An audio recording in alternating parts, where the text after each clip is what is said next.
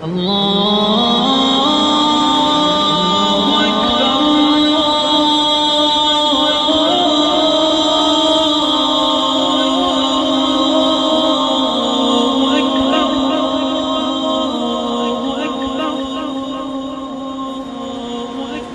سفر کرے گا۔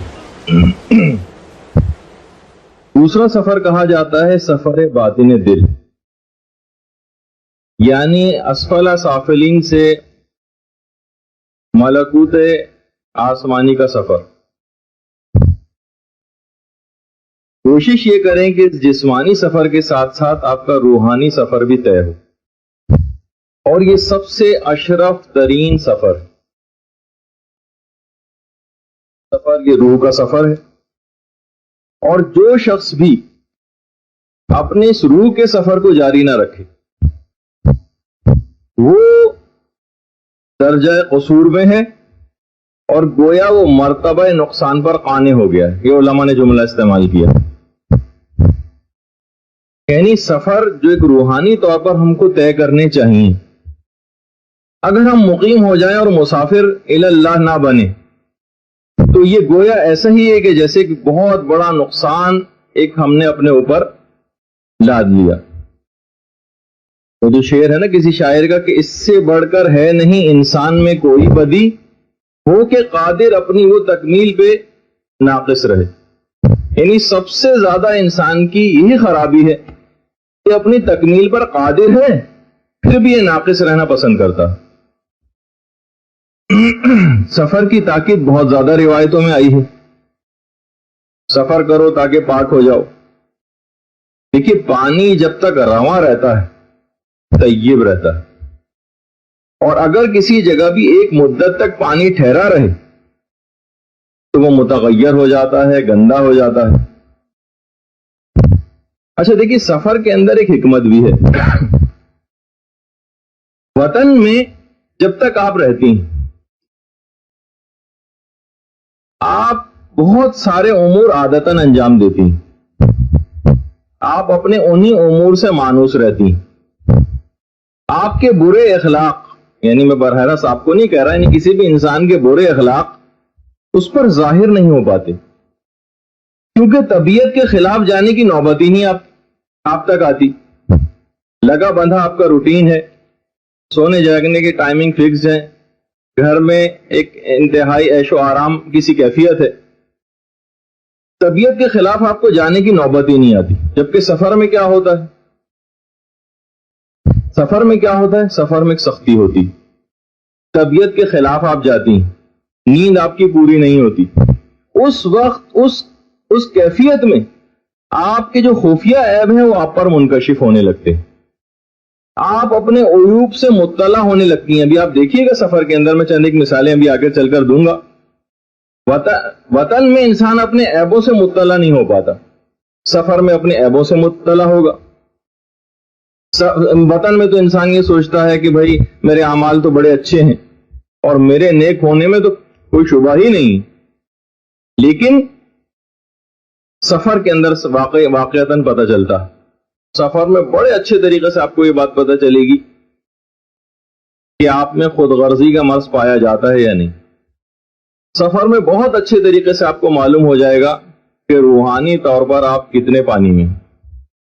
جب انسان سفر کرتا ہے نا، واقعی یہیں سے شروع ہو جائے گا سفر کہ بس میں کون سی اچھی سی سیٹ مجھ کو مل جائے، ونڈو سیٹ ملے، اور جس جگہ اے سی کی جو ہے ہوائیں آ رہی ہیں اچھے طریقے سے وہاں پہ مجھے ملے، اور دوسرے چاہے کھڑے رہیں یا خراب سی ان کو سیٹ ملے۔ بہرحال یہ ہوتا ہے انسان کے ساتھ۔ کھانا اگر کہیں لگ رہا ہو تو اچھا کھانا جو ہے وہ مجھے مل جائے، دوسرے چاہے جس طرح سے بھی ان کی اتنی پرواہ کا خیال دماغ میں نہ رہے۔ انسان بہت ساری چیزیں، خود غرضی اور انانیت اور تکبر اور اس طرح کے بہت سارے امراض کا سفر کے اندر اپنے متعلق پتہ چلا سکتا ہے، جو کہ وطن میں پتہ نہیں چل پاتے۔ جیسا کہ ایک صحابی رسول کے سامنے ان کے کچھ افراد نے اپنے ایک دوست کی بڑی تعریف کی، بلکہ اس کے حق میں گواہی دی۔ ان صحابی رسول نے ان اشخاص سے پوچھا کہ تم جو اس کے حق میں گواہی دے رہے ہو، کیا تم نے کبھی اس کے ساتھ سفر کیا ہے؟ لوگوں نے کہا نہیں، ہم نے ان کے ساتھ کبھی سفر تو نہیں کیا۔ کہا کہ نہیں، پھر تم اس سے واقف نہیں۔ جب بھی کہا جاتا ہے کہ اگر کسی کو پہچاننا ہو تو اس کے ساتھ سفر کرو یا اس کے ساتھ کاروبار کرو. دیکھیے سفر کے لغوی معنی ظاہر کر دینے کے، کشف حجاب. ظاہر ہے کہ جب آپ سفر کرتی ہیں تو آپ کے لیے نئی نئی چیزیں کھلتی چلی جاتی ہیں، اسی وجہ سے اس کو سفر کہا گیا. اس سفر میں کیونکہ آپ پر بہت ساری چیزیں ظاہر ہوں، جیسے کہ میں نے کہا کہ یہ اپنی اخلاقیات کو جانچنے کا سفر ہے اور اپنے عیوب کو پہچاننے کا سفر ہے، اور اس سفر میں آپ کو پتہ چل جائے گا کہ دوسروں کے لیے آپ کے دل میں کتنی جگہ ہے. اچھا ایک بات اس میں اور بات غور سے آپ سمجھ لیجئے کہ کچھ ابھی جو علامتیں بھی اس کی بیان ہوں گی کہ ہم کیا کیا چیزیں پہچانیں. تو یہ پہچاننا اپنی ذات کے لیے قرار دیجئے گا، دوسروں کو اس میں فٹ کر کے دیکھنے کی کوشش نہ کریں. اچھا یہ بڑی خود غرض ہیں، اچھا یہ دیکھیے یہ بڑی متکبر ہیں، اچھا یہ دیکھیے کتنی غصہ آور ہیں. کہ دوسروں میں پہچان نہیں کرنی ہے آپ نے. دوسروں کے پہچان کا تو میں ایک اور آپ کو بات بتاؤں گا ابھی. یہ پہچان اپنے لیے کرنی. ان تمام کرائیٹیریاز کو مختلف طریقوں سے آپ کو اپنے اوپر جانچ کے دیکھنا.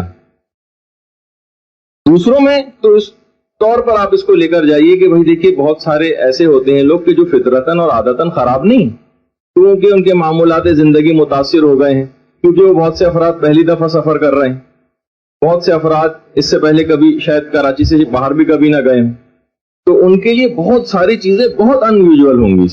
اس وجہ سے کبھی وہ چڑچڑاپن کا شکار ہو جائیں، کبھی کچھ اضطراب اور بے قراری ان کو ہونے لگے، اور کسی سے ہو سکتا ہے کہ وہ چڑچڑاہٹ پن کا مظاہرہ کر دیں تو آپ فوراً یہ نہ سمجھیے گا دیکھیے یہ ان کے اندر فلاں فلاں روحانی بیماری پائی جاتی. یہ فقط اپنے اندر چیک کرنا ہے، ورنہ دوسروں کے حوالے سے تو یہی بات سوچنی ہے کہ دیکھیے بے چینی اور بے قراری، یہ روایات میں آیا ہے کہ یہ تین افراد کے لیے قابل ملامت اور قابل مواخذہ نہیں. یعنی کوئی کچھ کہا نہیں جائے گا اگر یہ بے چینی، بے قراری، یہ چڑچڑے پن کا اگر یہ مظاہرہ کریں. کون کون سے ہیں وہ؟ سب سے پہلی تو چیز روایت میں آئی ہے کہ روزے دار. روزے دار اگر کیونکہ معمولات زندگی اس کے بھی متاثر ہو گئے، سونے جاگنے کی ٹائمنگ اس کے بھی ڈسٹرب ہو گئے، تو اگر وہ بھوک کے عالم میں، پیاس کے عالم میں کچھ چڑچڑے پن کا دوسرا کوئی مظاہرہ کر رہا ہو، اپنے آپ کو اس کا ایج نہیں دینا کہ ٹھیک ہے ہم روزے کی حالت میں ہم چڑچڑے پن کا دوسروں سے مظاہرہ کرتے ہیں تو قابل مواخذہ نہیں. دوسرے اگر کر رہے ہو تو آپ کو اس کو برداشت کرنا ہے. روایت میں ہے کہ اس سے کوئی قابل ملامت بات نہیں ہے، اس کے معمولات زندگی کو بھی متاثر ہو گئے. ایک تو ہے روزے دار. دوسرا نمبر 2 پہ ہے بیمار. بیمار آدمی بھی چڑچڑا ہو جاتا ہے، بہت ساری چیزیں ایسی اس سے سرزد ہونے لگتی ہیں جو کہ ہو سکتا ہے کوئی دوسرا مائنڈ کرے. اور تیسرا ہے مسافر. حتیٰ کہ خود علماء کا کہنا یہ ہے، ابھی ایک سفر مجھے درپیش تھا جس میں مولانا محمد حسین رئیسی صاحب تھے. وہ کہتے ہیں کہ میں سفر حج پر عالم کے طور پر ساتھ تھا، تو کاروان کے جو گروپ لیڈر تھے انہوں نے کہا کہ آپ لوگوں کو سمجھائیے کہ وہ غصہ ایک دوسرے کے اوپر نہ کریں. میں نے بڑی غصے کے موضوع پر تقریر کی، اور اس کے بعد جب مینا کے میدان میں پہنچے اور سب کو خیمے الاٹ ہو گئے، جگہ بھی مل گئی، پتہ چلا مولانا صاحبی کے لیے کوئی جگہ نہیں اور انہیں باہر فٹ پاتھ کے اوپر سونا پڑا. تو کہنے اس وقت مجھے بھی غصہ آنے لگا. تو پھر میں نے سوچا کہ میں تو دوسروں کو بھی نصیحت کر کے آیا تھا کہ مجھے کو غصہ آ رہا ہے الٹا. تو اس کے معنی نہیں کہ جب معمولات زندگی کبھی ایسے متاثر ہو جائیں مسافر کے لیے تو اس کے لیے کوئی ایسی قابل ملامت بات نہیں ہے کہ اگر وہ چڑچڑا اس انداز سے ہو رہا ہے. اور آپ کا تو سفر ماشاءاللہ سے کتنا عظیم سفر ہے. اپنے سفر کا مقصد اور ہدف بھی اگر آپ نگاہوں میں رکھیں کہ یہ زیارت امام رضا علیہ الصلوۃ والسلام کا سفر،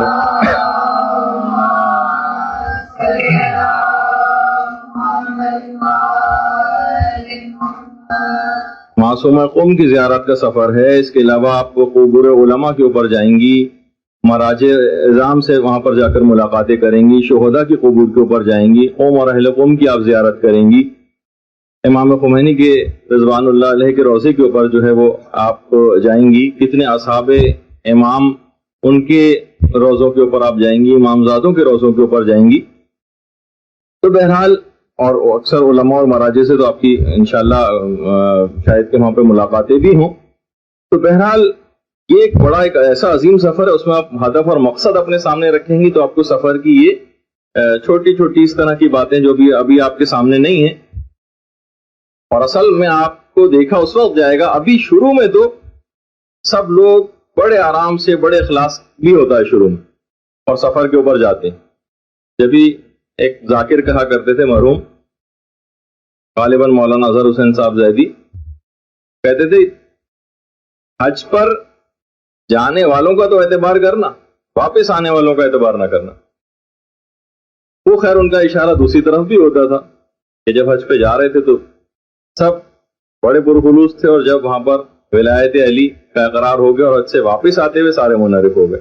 خیر اس طرف بھی ان کا اشارہ تھا، لیکن ویسے بھی تو بہرحال یہ سفر جہاں یہ عظیم برکات کا باعث بنے گا آپ کے لیے، اسی لحاظ سے ایک ریفریشنگ بھی ہوگا آپ کے لیے. معمولات زندگی کبھی کبھار اس انداز سے سال میں انسان کچھ نہ کچھ کوشش کر کے اگر اس میں استطاعت ہو تو کبھی نہ کبھی اس کو اس طرح کے بابرکت سفروں کے اوپر نکلنا چاہیے.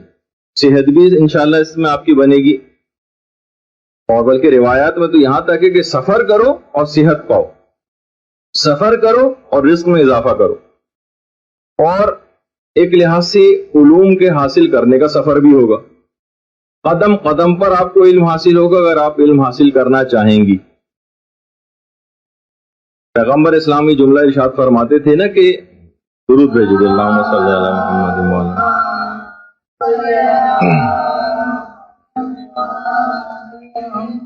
کہ جو بھی طلب علم کی راہ پر چلے خدا اس کے لیے جنت کی راہ کو آسان کر دیتا.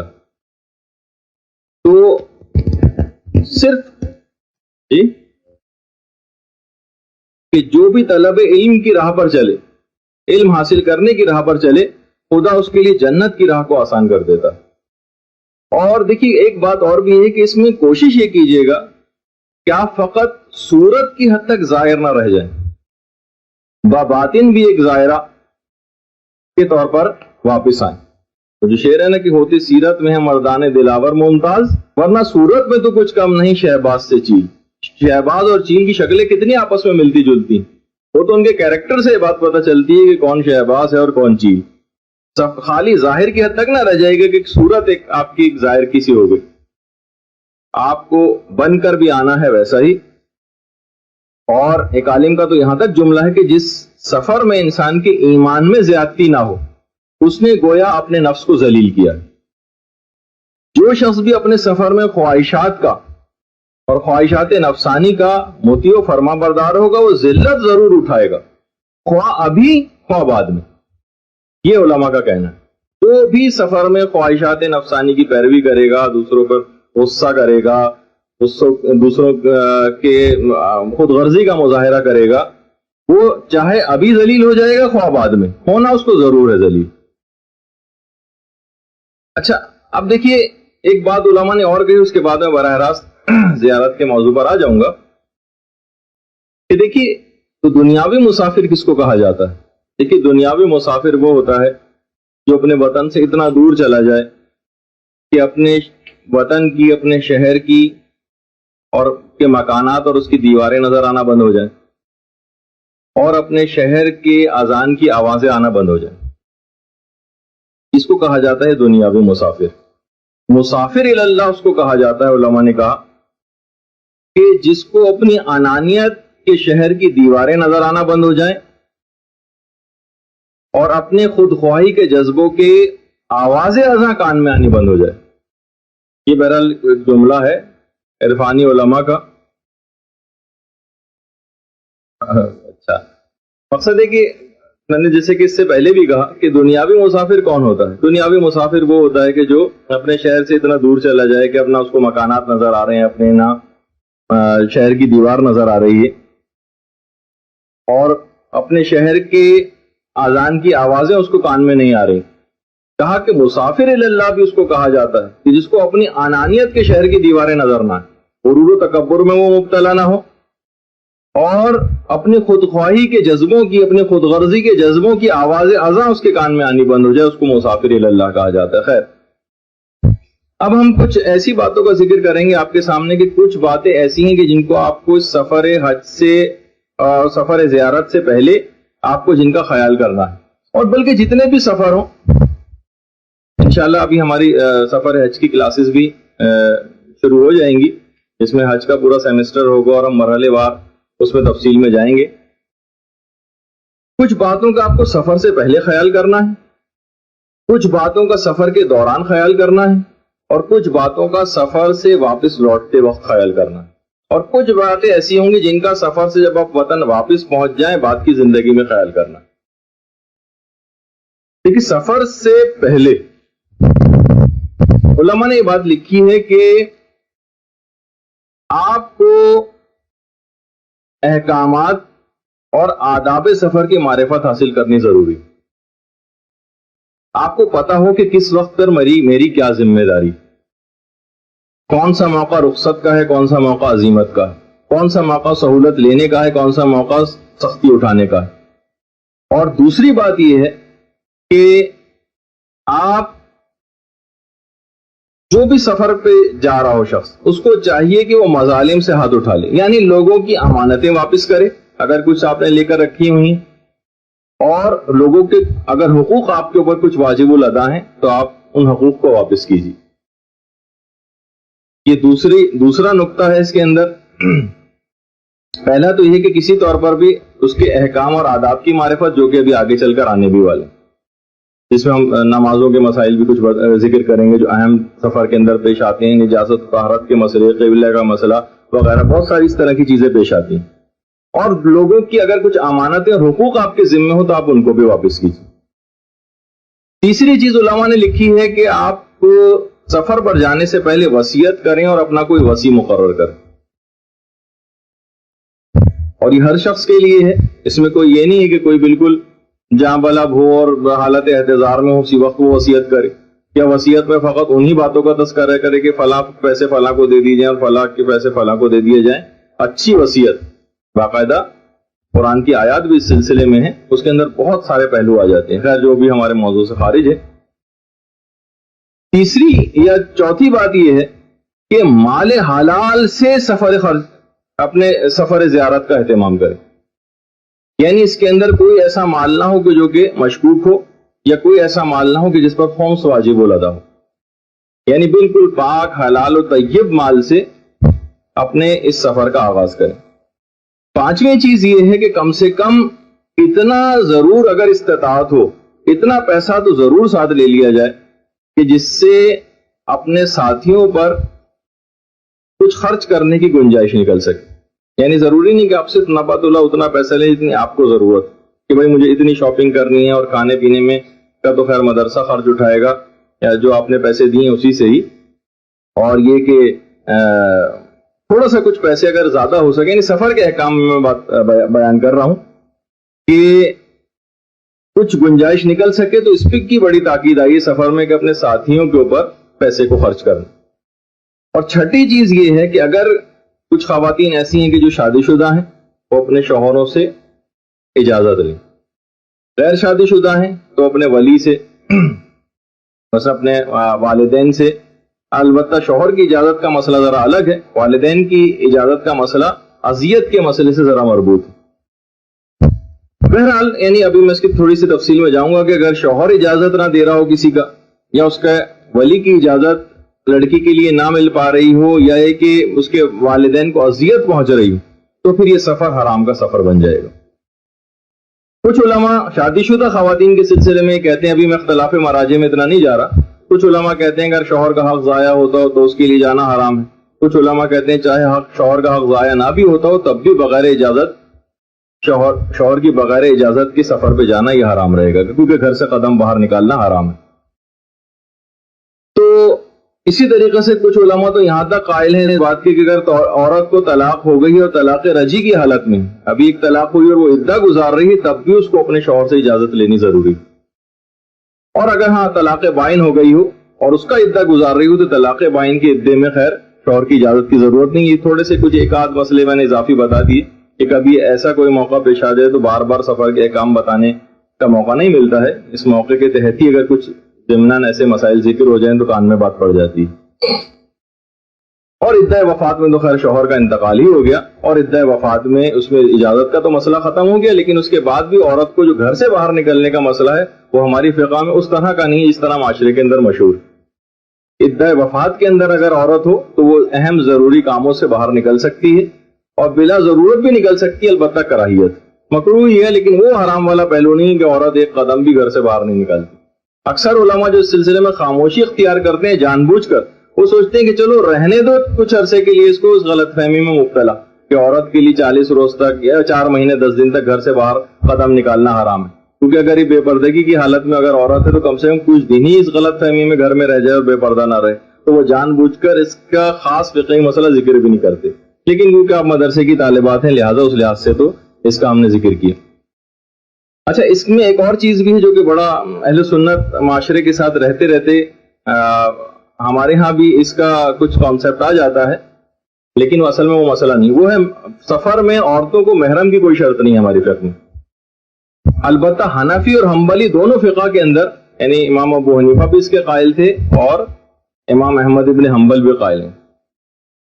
सऊदी अरब में क्योंकि हम्बली फिक़ह फॉलो की जाती है, पाकिस्तान में क्योंकि हनफी फिक़ह फॉलो की जाती है, तो दोनों ही जरा इस मामले में जब भी सऊदी अरब में जो उम्रे वगैरह के लिए लोग जाती हैं खवातीन, तो उनके साथ महरम की शर्त वहां पर लाजमी करार दी गई। अलबत्ता फिक़ह मालिकी और फिक़ह शाफ़िई का मसला वही है जो हमारी फिक़ह का मसला है, यानी महरम की शर्त नहीं।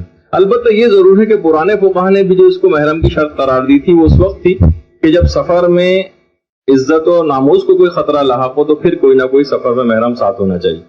अलबत्ता अहले सुन्नत के यहाँ भी जो सफर होते हैं उसमें हर सफर के अंदर ऐसा नहीं है, बल्कि उस सफर के अंदर महरम का साथ होना जरूरी है जो कम से कम 3 दिन से जायद का सफर हो। खैर इसकी तफसील में तो इतना जाने का जरूरत नहीं है। तो बहरहाल ये कि महरम की कोई शर्त हमारे यहाँ उस लिहाज से नहीं है। अलबत्ता उस लिहाज से कि जो खासतौर पर गैर शादीशुदा खवातीन भी हैं और वो सफर में जा रही हैं, लेकिन उनके वालिदैन को अजियत नहीं होनी चाहिए इस सफर से। वालिदैन को देखिए, जियारत के सफर में कोई वैसे तो अजियत नहीं हो रही कि आप जियारत के सफर पर जा रही हैं, बल्कि इस सफर के अंदर अजियत इस मानों से हो सकती है कि हो सकता है वो आपकी सलामती के लिए फिक्रमंद हो। सलामती के लिए फिक्रमंद होना खुद इस चीज में फिक़ही तौर पर शुमार किया जाता है कि उनको अजियत हो रही। मसलन बेटा जो है कर्फ्यू लगा हुआ है और बड़े हालात खराब है और बेटा ये कहे कि मैं जो हूं नमाज फजर के लिए मस्जिद जाऊंगा जो घर से जरा फासले पर। अब पता है कि भाई नमाज फजर के लिए मस्जिद जा रहा है, जमात के साथ नमाज पढ़ेगा, लेकिन वालिदैन फिक्र हो रहे हैं बच्चे की सलामती के लिए। उन्हें नमाज फजर की वजह से मना नहीं कर रहे मस्जिद जाने से, बच्चे की सलामती उनको फिक्र में डाले दे रही। तो ऐसे नौजवान के लिए जो है वो मस्जिद में जाकर नमाज पढ़ना हराम हो जाएगा, वालिदैन को अगर अजियत पहुंच रही। मसलन कोई आज के हालात में कोई कहे कि जनाब मैं स्वात घूमने जाना चाहता हूँ, वहां बड़ी लश्कर कशी हो रही है और खुदकश बम धमाके हो रहे हैं और वालिदैन फिक्रमंद हो रहे हैं। वालिदैन स्वात घूमने जाने पर फिक्रमंद नहीं हो रही।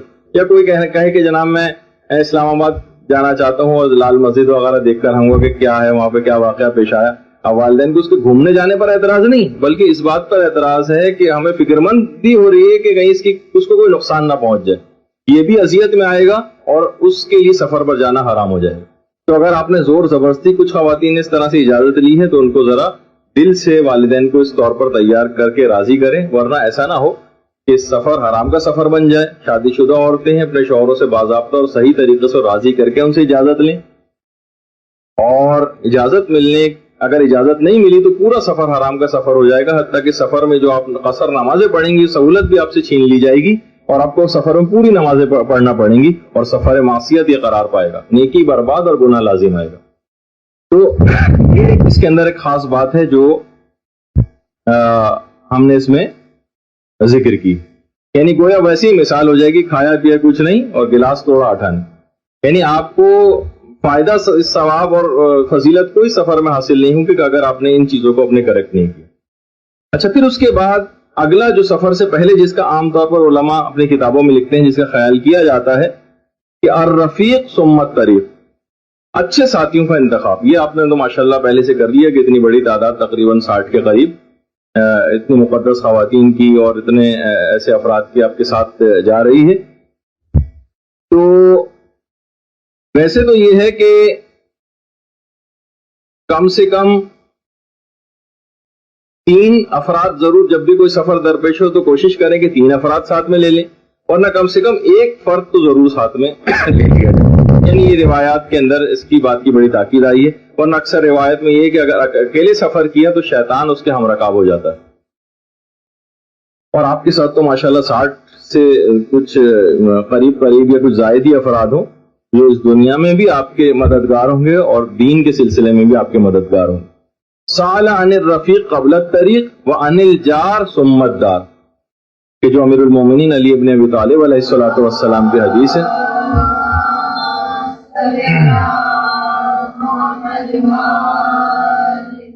کہ سفر پر جانے سے پہلے اپنے ساتھی کے بارے میں ضرور سوال کر لو کہ کن افراد کے ساتھ تم سفر کر رہے ہو، اور گھر میں رہنے سے پہلے پڑوسیوں کے متعلق سوال کر لو کہ کس جگہ تم اپنا گھر قرار دے رہے ہو.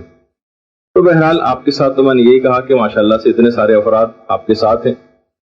اور علماء نے ایک چیز اور لکھی کہ سفر پر جانے سے پہلے اس بات کا خیال رکھنا چاہیے کہ کسی ایسی جگہ کا سفر نہ ہو کہ جس کے اندر گناہ وغیرہ لازم ہے. کیونکہ بہت سارے دیکھیے اسفار ایسے ہوتے ہیں، سفر ایسے ہوتے ہیں کہ مثلا میں دیکھتا ہوں معاشرے کے اندر، اور آپ نے بھی یقیناً اس کا مشاہدہ کیا ہوگا کہ بہت سارے سفر ایسے ہیں جیسے انسان پکنک کے سفر پر جاتا ہے. کتنے لوگ اپنی نمازیں قضا کرتے ہیں، کتنے لوگ یعنی کتنی بے پردگی کا اس کے اندر بعض اوقات مظاہرہ ہو جاتا ہے، خاص طور پر ساحل سمندروں کی پکنک پر اور ادھر ادھر جو رشتہ دار ساتھ مل کر جاتے ہیں. تو اس بات کا اہتمام رہے کہ کس سفر کے اندر گناہ، اور خاص طور پر اس سفر زیارت میں، کیونکہ اتنے ہی سفر، بلکہ ابھی میں ایک سفر سے واپس آیا ہوں، پروردگار عالم نے توفیق دی تھی زیارات کے سفر کی، لیکن یہ دیکھا جو بہت ہی افسوسناک پہلو تھا کہ تقریباً 50 سے 60% افراد سفر کے اندر کوئی نماز ہی نہیں پڑھتے. سفر زیارت شام جا رہے ہیں، جگہ جگہ ایسے مقدس مقامات پر جا رہے ہیں، روضہ رسول کے اوپر جا رہے ہیں، مدینے جا رہے ہیں، مکے جا رہے ہیں، کن کن جنت البقیع کی زیارت کر رہے ہیں، لیکن نماز نہیں پڑھ رہے. تو بہرحال یہ ہم نے عام طور پہ یہ بھی دیکھے، خاص طور پہ ذرا سا سفر درپیش ہے کہ جناب بس میں کس طریقے سے نماز پڑھیں، یا مثلا ہوائی جہاز میں کس طریقے سے نماز پڑھیں، اور ٹرین میں کس طرح سے نماز پڑھیں. اور آج کل تو بلکہ تھوڑی سی اس میں واقعی بعض حالات میں مشکلات بھی ہو جاتی ہیں. مثلا آپ کو کسی مغربی ملک کا اگر سفر کرنا ہو اور مثلا آپ جہاز میں کھڑے ہو کر ٹائم اگر قضا ہونے والی اور آپ کو نماز پڑھنی پڑے، تو اکثر تو وہ ایک آدھ کیس تو ایسا بھی ہوگا انہوں نے باقاعدہ جہاز ہی نیچے اتار لیے کہ کوئی خودکش بمبار تو یہ جہاز میں سوار نہیں ہوگا، اور اپنی آخری دعائیہ عبادت یہ کر رہا ہے سفر جنت پہ جانے سے پہلے. تو بعض اوقات جہاز تک کو نیچے اتار لیتے ہیں وہ، تو آج کل کے حالات بھی ہو گئے. تو سفر میں کوئی ایک تو حرام سفر نہ ہو، جیسے کہ میں نے اس سے پہلے مثالیں دی، حتیٰ کہ بیوی کا روٹ کر اپنے میکے چلے جانا، مثلا لاہور سے وہ کراچی روٹ کر اپنے میکے آ گئی، اب یہ پورا سفر اس کا سفر حرام ہے. فقہ کی کتابوں کے اندر بڑی اس کی تفصیل آئی. اور دوسرا کہ اگر جائز سفر بھی آپ کو درپیش ہو، جائز سفر بھی درپیش ہو، تب بھی آپ کو کوشش یہ کرنا ہے کہ اس کے اندر کوئی حرام پہلو نہیں آنے پائے، کوئی اس کے اندر نماز قضا نہ ہو، اور کوئی بھی اس طرح کا پہلو نہ ہو جس کا بھی آگے چل کر میں اشارہ کرنے والا ہوں. پھر علماء نے لکھا کہ سفر پر جانے سے پہلے بہرحال یہ کہ اگر مسافروں کی تعداد 3 سے زائد ہو جائے تو مسافر اپنے لیے ایک امیر کا انتخاب کرے. کیونکہ دیکھیے ہوتا یہ ہے کہ لوگوں کی آرا جو ہے ذرا مختلف ہو جاتی ہیں. سفر میں مختلف قسم کے لوگ مختلف باتیں کر رہے ہوتے ہیں. تو اگر کوئی ایک شخص کی ڈیسائسو پاور نہ رکھتا ہو، یعنی کسی کے پاس کوئی فیصلہ کرنے کی ایسی قوت کسی کے پاس نہ ہو، تو اگر کسی کے پاس ایسی فیصلہ کرنے والی کوئی قوت نہ ہو تو کیا ہوگا کہ پورے کاروان کا گویا بہت شدید نقصان ہوگا. کیونکہ مختلف لوگ مختلف باتیں کریں گے، مختلف لوگ مختلف رائے پیش کریں گے. اور یہ بات یاد رکھی جائے کہ مفت مشورے دینے والے تو بہت ملتے ہیں، یعنی مفت مشورے آپ کو بہت مل جائیں گے، لیکن حل بتانے والا اس مشکل سے کوئی آپ کو نہیں ملے گا. صرف وہ شاذ و نادر تھا جو قرآن کی آپ آیت پڑھتی ہیں کہ کائنات میں اگر 2 خدا ہوتے تو یہ کائنات رہ نہیں پاتی، ایک فساد برپا ہو جاتا. تو ظاہر ہے کہ اگر ہر شخص اپنی رائے کاروان کے اندر یا قافلے کے اندر دینا شروع ہو جائے گا تو ایک عجیب فساد اس کے اندر برپا ہو جائے گا. تو کسی ایک شخص کے پاس ایک اتھارٹی ہونی چاہیے کہ جو وہ فیصلہ کرے اس کو سب تسلیم کرے. آپ کے تو خیر گروپ لیڈر آپ کے ساتھ ہیں، ان کی باتیں کوشش کیجیے گا کہ وہ ایکسپیرینس آدمی بھی ہیں اس سلسلے میں. بہت سی باتیں آپ کو ہو سکتا ہے کہ عجیب لگ رہی ہوں، لیکن وہ کیونکہ ان کو زیادہ اس کا تجربہ ہے تو آپ کوشش کیجیے گا جو وہ آپ کو بات کہیں بالکل اسی طریقے سے آپ عمل کریں. سفر میں اگر ہر شخص اپنی اپنی مرضی کے مطابق عمل کرنے لگے تو بڑی شدید مشکلات اور پریشانی کا انسان شکار ہو جاتا ہے. اچھا, سفر پر جانے سے پہلے ایک بات آپ اور کر لیں, وہ یہ ہے کہ اپنی نیت کی اصلاح کر لیں. دیکھیے, نیت کی اصلاح ممکن ہو سکتا ہے کہ آپ میں سے اکثر بہت ساروں کی نیت یہ ہو جس میں کوئی ایسا کوئی حرام اور برائی کا پہلو تو نہیں ہے, البتہ ثواب کم ہو جائے گا کہ گرمیوں کی چھٹیاں ہیں, چلو ایک ایکسکرجن ٹرپ یا ایک مثلاً ایک ایسی تفریح کا ایک سفر ہی ہو جائے گا. یعنی جس میں تفریح جو ہے وہ اولیت رکھتی ہے اور زیارت کا جو سفر ہے وہ ثانویت رکھتا ہے. یہ ایک سیکنڈری چیز ہے, پرائمری چیز آپ کے نزدیک سیر و تفریح. تو بہرحال پھر فائدہ کم ہو جائے گا اپنی نیت کی, لیکن اصلاح ابھی سے کر لی جائے تو ثواب بڑھ جائے گا. پھر سفر پر جانے سے پہلے ایک بات کا آپ کو اور خیال رکھنا چاہیے, ویسے تو اس کی تفصیل انتظامی جو تقریر اس کے بعد ہوگی ہماری اس گفتگو کے بعد, وہ یہ ہے کہ سامان کوشش کیجیے گا کم سے کم لیں. سامان کم سے کم ہونا چاہیے. ابو ذر جو کہا کرتے تھے کہ جو ہلکا ہوگا وہی نجات پائے گا. تو بہرحال دیکھیے, بعض اوقات سفر حج میں بھی لوگ جاتے ہیں, وہاں پہ بہت ساری خریداریاں کر لیتے ہیں. خریداری کرنے کے بعد حتیٰ کہ جب ان کو عرفات اور مینا بھی جانا ہوتا ہے تو اس کے اندر بہت ہلکے بیگ دیے جاتے ہیں کہ اپنی انتہائی اہم ضرورت کی صرف ایک, جس طرح آپ کا ایک پرس ہوتا ہے اسے دگنا کر لیجیے, اس کو بس اتنا بیگ الاؤڈ ہوتا ہے, کیونکہ اس کے بعد آپ کو 3 دن وہاں پر رہنا ہے عرفات, مزدلفہ اور مینا میں. اور اس کے بعد عرفات سے جب چلتے ہیں ہو سکتا ہے کہ بس کہیں بیچ میں اتار دے اور آپ کو بہت ایک لمبے راستے کے اوپر پیدل چلنا پڑے, تو اتنا بوجھ اپنے ساتھ ہوگا, اپنی زوجہ کا ساتھ ہوگا, اپنی والدہ کا ساتھ ہوگا, تو آپ کو بڑی تکلیف ہوگی, عام طور پہ کہا جاتا ہے وہاں پر. لیکن اس کے باوجود بھی لوگ اتنے بڑے بڑے بیگ ساتھ لے کر چلتے ہیں کہ باقاعدہ ایک دفعہ تو کچھ علماء نے کہا کہ کھلوا کر دیکھا جائے کہ آخر اس میں ہے کیا, یہ کیوں اتنا بڑا بیگ لے کر آئے. جب بیگ کو کھول کر دیکھا گیا تو پتہ چلا اس میں ریموٹ کنٹرول کی گاڑیاں اور گوڑیاں اور اس طرح کی چیزیں نکلی. اب بتائیے کہ جب سفر کے دوران بس رک جائے گی اور اپنا بھی سامان اٹھانا پڑے گا, اپنی زوجہ کا سامان بھی اٹھانا پڑے گا, اپنے رشتہ داروں کا بھی سامان آپ ہی کو اٹھانا ہے, عورتیں تو سامان اٹھا کے نہیں چلیں گی, تو کتنی مشکل اور پریشانی پیش آئے گی, اور کہیں بھی ہو سکتا ہے. تو بہرحال وہیں پر علماء کا یہ جملہ, پھر ہمارے استاد محترم جو کہا کرتے تھے کہ اب آپ یہ فیصلہ کر لیجئے اے حجاج کرام کہ آپ کو ٹی وی چاہیے یا بیوی چاہیے. یعنی مقصد یہ ہے کہنے کا کہ وہاں پہ ان کا خیال آپ کریں گے کہ سامان اٹھاتے پھریں گے. تو بہرحال یہاں پر بھی کہ آپ کو کوشش کرنا ہے کہ اپنا سامان بھی آپ کو خود اٹھائیں. بسوں میں چڑھانا وڑانے کی حد تک تو چلیں ایک الگ ایک آپ ہیلپ کر سکتی ہیں, لیکن یہ کوشش یہ کریں کہ آپ سامان کم سے کم لیں, اور جتنا بھی آپ سامان لے کے جائیں گے آپ یقین کیجئے کہ جب آپ واپس آئیں گی تو اس میں سے 60 سے 70% سامان ایسا ہی ہوگا جو بالکل انٹچڈ ہوگا, اور آپ دیکھیں گے ارے یہ تو میرے سامان کچھ کام ہی نہیں آیا اور میں اتنا بھاری بوجھ کو بلا وجہ اپنے ساتھ اٹھائے پھر. تو بہرحال یہ آپ کو ایک خاص طور پر کوشش کرنی. اور پھر اس کے بعد بھی علماء نے کہا کہ سفر کا آغاز خیر کب سے ہونا چاہیے. تو ویسے جو تاریخیں علماء نے بتائی ہیں کہ اگر انسان کے اپنے اختیار میں ہو تو وہ ہفتے یا جمعرات کی صبح کو سفر کا آغاز کرے. آپ کا سفر تو خیر غالباً منگل کو ہے, کون سی تاریخ؟ پیر کو ہے. اچھا, بہرحال ہفتے یا جمعرات کی صبح کو, یا اکثر روایات کے دن. ایک بات اور بھی بیان ہوئی ہے, ویسے معلومات کے سلسلے میں عرض کر رہا ہوں, اگر آپ کے اختیار میں ہو تو جمعے کے دن سفر نہ کریں. ویسے انسان اگر اپنے طور پر معلومات نہ رکھنے کے حوالے سے کہے تو سوچے گا جمعے کا دن تو بہت اچھا ہے سفر کے لیے. جمعے کا دن سفر کے لیے نامناسب. جس طرح سے اکثر علماء کا یہ کہنا ہے کہ جمعے کے دن کے استخارے کے ریزلٹ صحیح پتہ نہیں چلتے, تو لہٰذا استخارہ غیر از جمعہ دکھوایا جائے. اکثر علماء کا یہ نظریہ بھی. اور جیسے کہ تعلیم دین کے سلسلے میں اگر کہا آپ سے پوچھا جائے کہ کب تعلیم دین کا آغاز ہونا چاہیے, کبھی آپ کوئی مدرسہ شروع کر رہی ہوں, کوئی درس کا آغاز کر رہی ہوں کسی جگہ اپنے علاقے میں اپنے گھر میں, تو یہ اس میں بھی علماء کا یہ کہنا ہے کہ تعلیم دین کا آغاز بدھ کے دن سے ہونا چاہیے. مقصد کہنے کا یہ کہ ضروری نہیں کہ ہمارے دماغ میں جو جمعرات اور جمعے کا جو کانسیپٹ ایک ہو گیا ہے اس سے ہٹ کر بھی بہت ساری باتیں. اچھا, پھر اس کے بعد سفر کے لیے جو بھی آپ کو دعا کرنی کہ خیریت سے آپ جائیں, خیریت سے انشاءاللہ سفر زیارت سے واپس آئیں.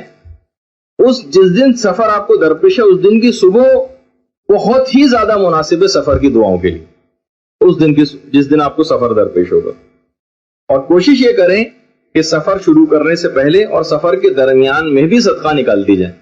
اور صدقے کی اکثر آپ میں سے خواتین اس مسئلے سے واقف ہوں گی کہ صدقے میں ضروری نہیں کہ ہمیشہ کہ کوئی مستحق یا فقیر ہر وقت آپ کے سامنے ہی رہے، بلکہ آپ ایک دوسرے کو بھی صدقہ دے سکتی ہیں.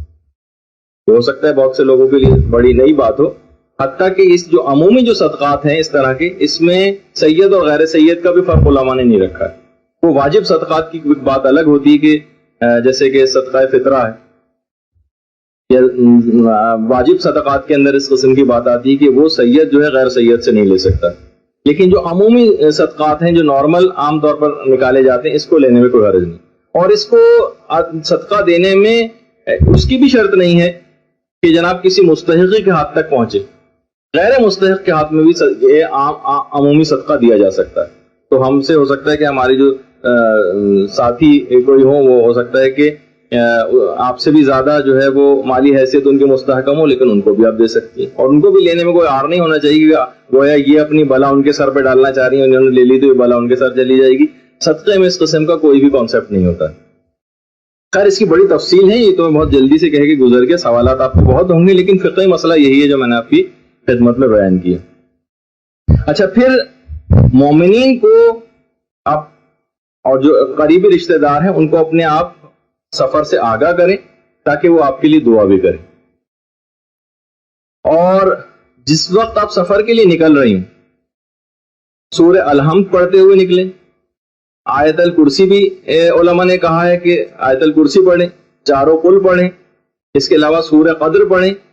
سورہ آل عمران کی آخری آیات پڑھنے کی تاکید آئی ہے سفر پر جانے سے پہلے. ان فی خلق السماوات والارض سے لے کر اور تخلف المیعاد تک، یہ سورہ آل عمران کی آخری آیتیں، یہ اگر پڑھ کر نکلیں تو انشاءاللہ سفر بالکل بخیریت واپسی کا ہوگا. اور اسی طریقے سے سورہ توحید کو 11 مرتبہ پڑھنے کے بعد اپنے بدن کے اوپر ہاتھ پھیریں تو جسم و جان کی سلامتی کے ساتھ انشاءاللہ واپسی نصیب ہوگی مسافر کو. تو سورہ توحید کو 11 مرتبہ پڑھنے کے بعد جسم کے اوپر ہاتھ پھیرنا.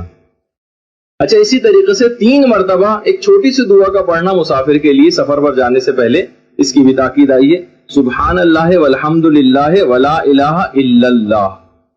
تسبیحات اربعہ میں سب سے آخری والی تسبیح بس نکال دیجئے، واللہ اکبر والی، وہ اس میں تذکرہ نہیں ہوئی. اگر جب وہ بھی پڑھ لیں تو کوئی حرج نہیں، لیکن بہرحال سے 3 مرتبہ اس کا پڑھنا یہ بہت بہتر قرار دیا گیا سفر پر جانے سے پہلے. اس کے علاوہ جس وقت گھر سے باہر نکل رہی ہوں آپ اور قدم باہر نکال رہی ہوں اپنے گھر کے دروازے سے، تو اس وقت کلمات فرج پڑھتے ہوئے قدم باہر نکالنے کی تاکید آئی. لا الہ الا اللہ الحلیم الکریم سے جو کلمات فرج شروع ہوتے، وہ آپ توضیح مسائل کے اندر بھی دیکھ سکتی ہیں، وہ آپ دیکھ لیجئے گا. اور صدقہ دیتے ہوئے گھر سے باہر نکلیں. بلکہ چھٹے امام تو یہ جملہ تک ارشاد فرماتے ہیں کہ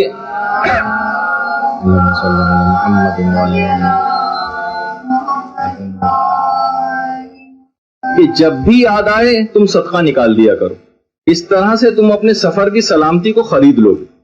واقعی صدقہ ایک ایسی چیز ہے کہ جس سے ساری بلائیں اور سب دور ہو جاتی ہیں. اچھا، جس وقت بھی آپ سامان سفر کو باندھنے لگیں تو بہرحال اس وقت حضرت ابو ذر کی وہ نصیحت کہ جب بھی تم سامان سفر لیتے ہو تو قیامت کے سفر کے متعلق کیوں نہیں غور و فکر کرتے؟ تو لوگوں نے کہا کہ ابو ذر بتائیے کہ قیامت کے سفر کو کس طرح سے یاد کیا جائے اور اس کی تیاری کیسے کی جائے. کہا کہ دیکھو، سخت گرمی کے زمانے میں روزے رکھو تاکہ تم قیامت کی ہولناکیوں سے بچ سکو. لیکن قیامت یعنی جب سامان سفر باندھنے لگو تو قیامت کے سفر کو یاد کرنے لگو. اور ابو ذر فرماتے ہیں دوسری چیز ہے قیامت کے سفر کو طے کرنے کے لیے کہ راتوں میں 2 رکعت نماز پڑھا کرو تاکہ وحشت قبر سے تم کو امان مل جائے. تاکہ وحشت قبر سے تمہیں امان مل جائے. ہمیشہ خیر کی باتیں منہ سے نکالو اور بری بات کوئی منہ سے نہ نکالو، اور صدقہ دو، شاید تم اس سخت ہولناکی کے دن کی سختیوں سے محفوظ ہو جاؤ. یہ ابو ذر نے ایک بات کہی. اور جب بھی مولا بار بار اس جملے کو ارشاد فرماتے تھے کہ آہ من قلت الزاد، کتنا کم ہے ہمارے پاس زیادہ راہ سامان سفر، وہ طول طریق، اور کتنا لمبا سفر ہم کو درپیش ہے. وبعد السفر، اور سفر ہے کتنا لمبا اور کتنے عظیم مقام پر ہم کو جو ہے لے جایا جا رہا ہے. تو بہرحال انسان کو چاہیے کہ ہمیشہ جب بھی، ٹھیک ہے یہ سب باتیں ہیں، لیکن ان تمام چیزوں کو انجام دینے کے ساتھ ساتھ وہ دیکھتا جائے کہ مجھے اپنے آخرت کے سفر کا کتنا توشہ میں نے جمع کیا. یہاں تو آپ ہر چیز بیگ میں بھرنے کو تیار ہو جائیں گی اور 30 40 کلو کے بیگ آپ کے ہو جائیں گے، کیونکہ آپ کو ضرورت بھی نہیں ان چیزوں کی پیش آئے گی اس سفر میں. لیکن قیامت کا وہ سفر جو پھر اس کے بعد ہمیشہ ہمیشہ جاری رہے گا، وہ کتنے زیادہ راہ کی ضرورت ہے. اور ویسے کچھ اپنی طور پر آپ کو، ویسے مشورے کے طور پر اگر میں کہوں کہ کچھ نہ کچھ آپ کو اپنے ساتھ دوائیں بھی رکھ لینی ہیں جو آپ کو کام آنے والی جو دوائیں ہیں، پین کلر اپنے ساتھ کچھ ایسے رکھ لیں، کچھ لسٹ بنا کے آپ کو دے دی جائے گی، کچھ وہ اپنے ساتھ آپ لے لیجئے گا. اس کے علاوہ ایک چیز اور بھی ہے جو ہمیشہ سفر میں اپنے ساتھ ضرور ساتھ رکھنی چاہیے، اور وہ ہے قبلہ نما. بہت سے سفروں میں آپ کے ساتھ یہ ہوگا کہ مثلا بس ایسی جگہ سے گزر رہی ہے اور وہاں نماز کا وقت آ گیا اور اس جگہ پہ کوئی صحیح طور پر بتانے والا بھی نہیں ہے مثلا نماز وغیرہ کو کا قبلہ کہاں ہے، تو اس وقت قبلہ نما وغیرہ بہت کام آنے والی چیزیں. اچھا، اس کے علاوہ ویسے تو اس سفر میں تو پتہ نہیں اتنی ضرورت اس کی آپ کو بہرحال ہوتی تو ہے، لیکن اس کے علاوہ بھی جو اور سفر درپیش ہوتے ہیں، کوشش یہ کریں کہ آپ اس سے پہلے کئی دن پہلے سے ایک تیز رفتار واک شروع کر دیں. ورنہ عام طور پر یہ ہوتا ہے کہ یہاں پر آپ کو چلنا اتنا نہیں ملتا ہے، اور وہاں پر جب آپ کو بہت زیادہ چلنا پڑتا ہے تو آپ کی ٹانگوں میں درد شروع ہو جاتا ہے، جو کہ عام طور پر پین کلرز کھانے سے بھی ریموو نہیں ہوتا. تو کوشش کریں گے اگر یہیں سے چلنے کی پریکٹس ہو جائے تو وہاں پر یہ تکلیف اور پریشانی آپ کو نہیں ہوگی. پھر مسافر جب سفر کے لیے نکلنے لگے، مسافر جب سفر کے لیے نکلنے لگے تو پیغمبر اسلام اس کو ایک خاص دعا کے ذریعے، اللہم صلی علی محمد وعلی محمد، ایک خاص دعا دیتے ہوئے رخصت کرتے تھے اور کہتے تھے کہ پروردگار عالم تم کو پرہیزگاری عطا کرے اور تمہاری توفیقات میں اضافہ کرے، تمہارے گناہوں کو معاف کرے، اور جدھر بھی تم رخ کرو تمہاری نیکی تمہاری طرف متوجہ رہے. یعنی پیغمبر اسلام دعا دیتے ہوئے لوگوں کو اس انداز سے رخصت کیا کرتے تھے. اور جس وقت آپ سواری میں اور بس میں اپنی بیٹھ کے جانے لگے اس وقت بسم اللہ الرحمن الرحیم کہتے ہوئے قدم رکھیے اور سبحان الذی سخر لنا ھذا وما كنا له مقرنین وانا الى ربنا لمنقلبون، جو کہ سفر کی دعا ہے، قرآن کی آیت بھی ہے. تو یہ اس کو آپ پڑھتے ہوئے جو ہے وہ بس کے اندر سوار. اچھا، جب آپ بس کے اندر سوار ہوں گے، اب آپ کا ہو گیا سفر شروع. دوران سفر، یہ تو سفر سے پہلے کی چند احتیاطیں اور کچھ اہم باتیں. اب ہم دوران سفر کی بات کر رہے ہیں.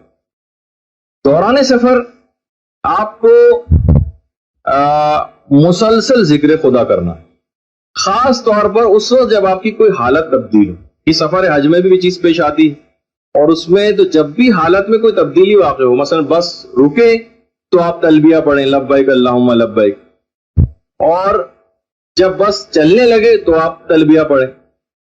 کسی جگہ اونچائی کی جگہ پہ جا رہے ہوں تو تلبیہ پڑھیں، اترائی کی جگہ پہ جا رہے ہوں تو تلبیہ پڑھیں. یعنی جب بھی آپ کی حالت میں تبدیلی واقع ہو تلبیہ پڑھیں. خیر اس میں تو وہ والا مسئلہ نہیں ہے، اس میں یہ ہے کہ بہرحال ذکر خدا کریں، ذکر خدا. اور سفر میں بہرحال یہ نہیں کہ آپ کو بالکل انتہائی سنجیدگی کے ساتھ سفر کرنا، ایسا نہیں. سفر میں ہنسی مذاق بھی جائز ہے کرنا، بلکہ کرنا چاہیے، بس ایسا ہنسی مذاق نہ ہو کہ جس سے اللہ ناراض ہو. اور ایک اور چیز بھی ہے دوران سفر کے، سفر کی ہر رات آیت الکرسی پڑھنا. تو چھٹے امام جملہ ارشاد فرماتے ہیں کہ جو شخص بھی سفر کی ہر رات، اللہم صلی علی محمد وعلی محمد،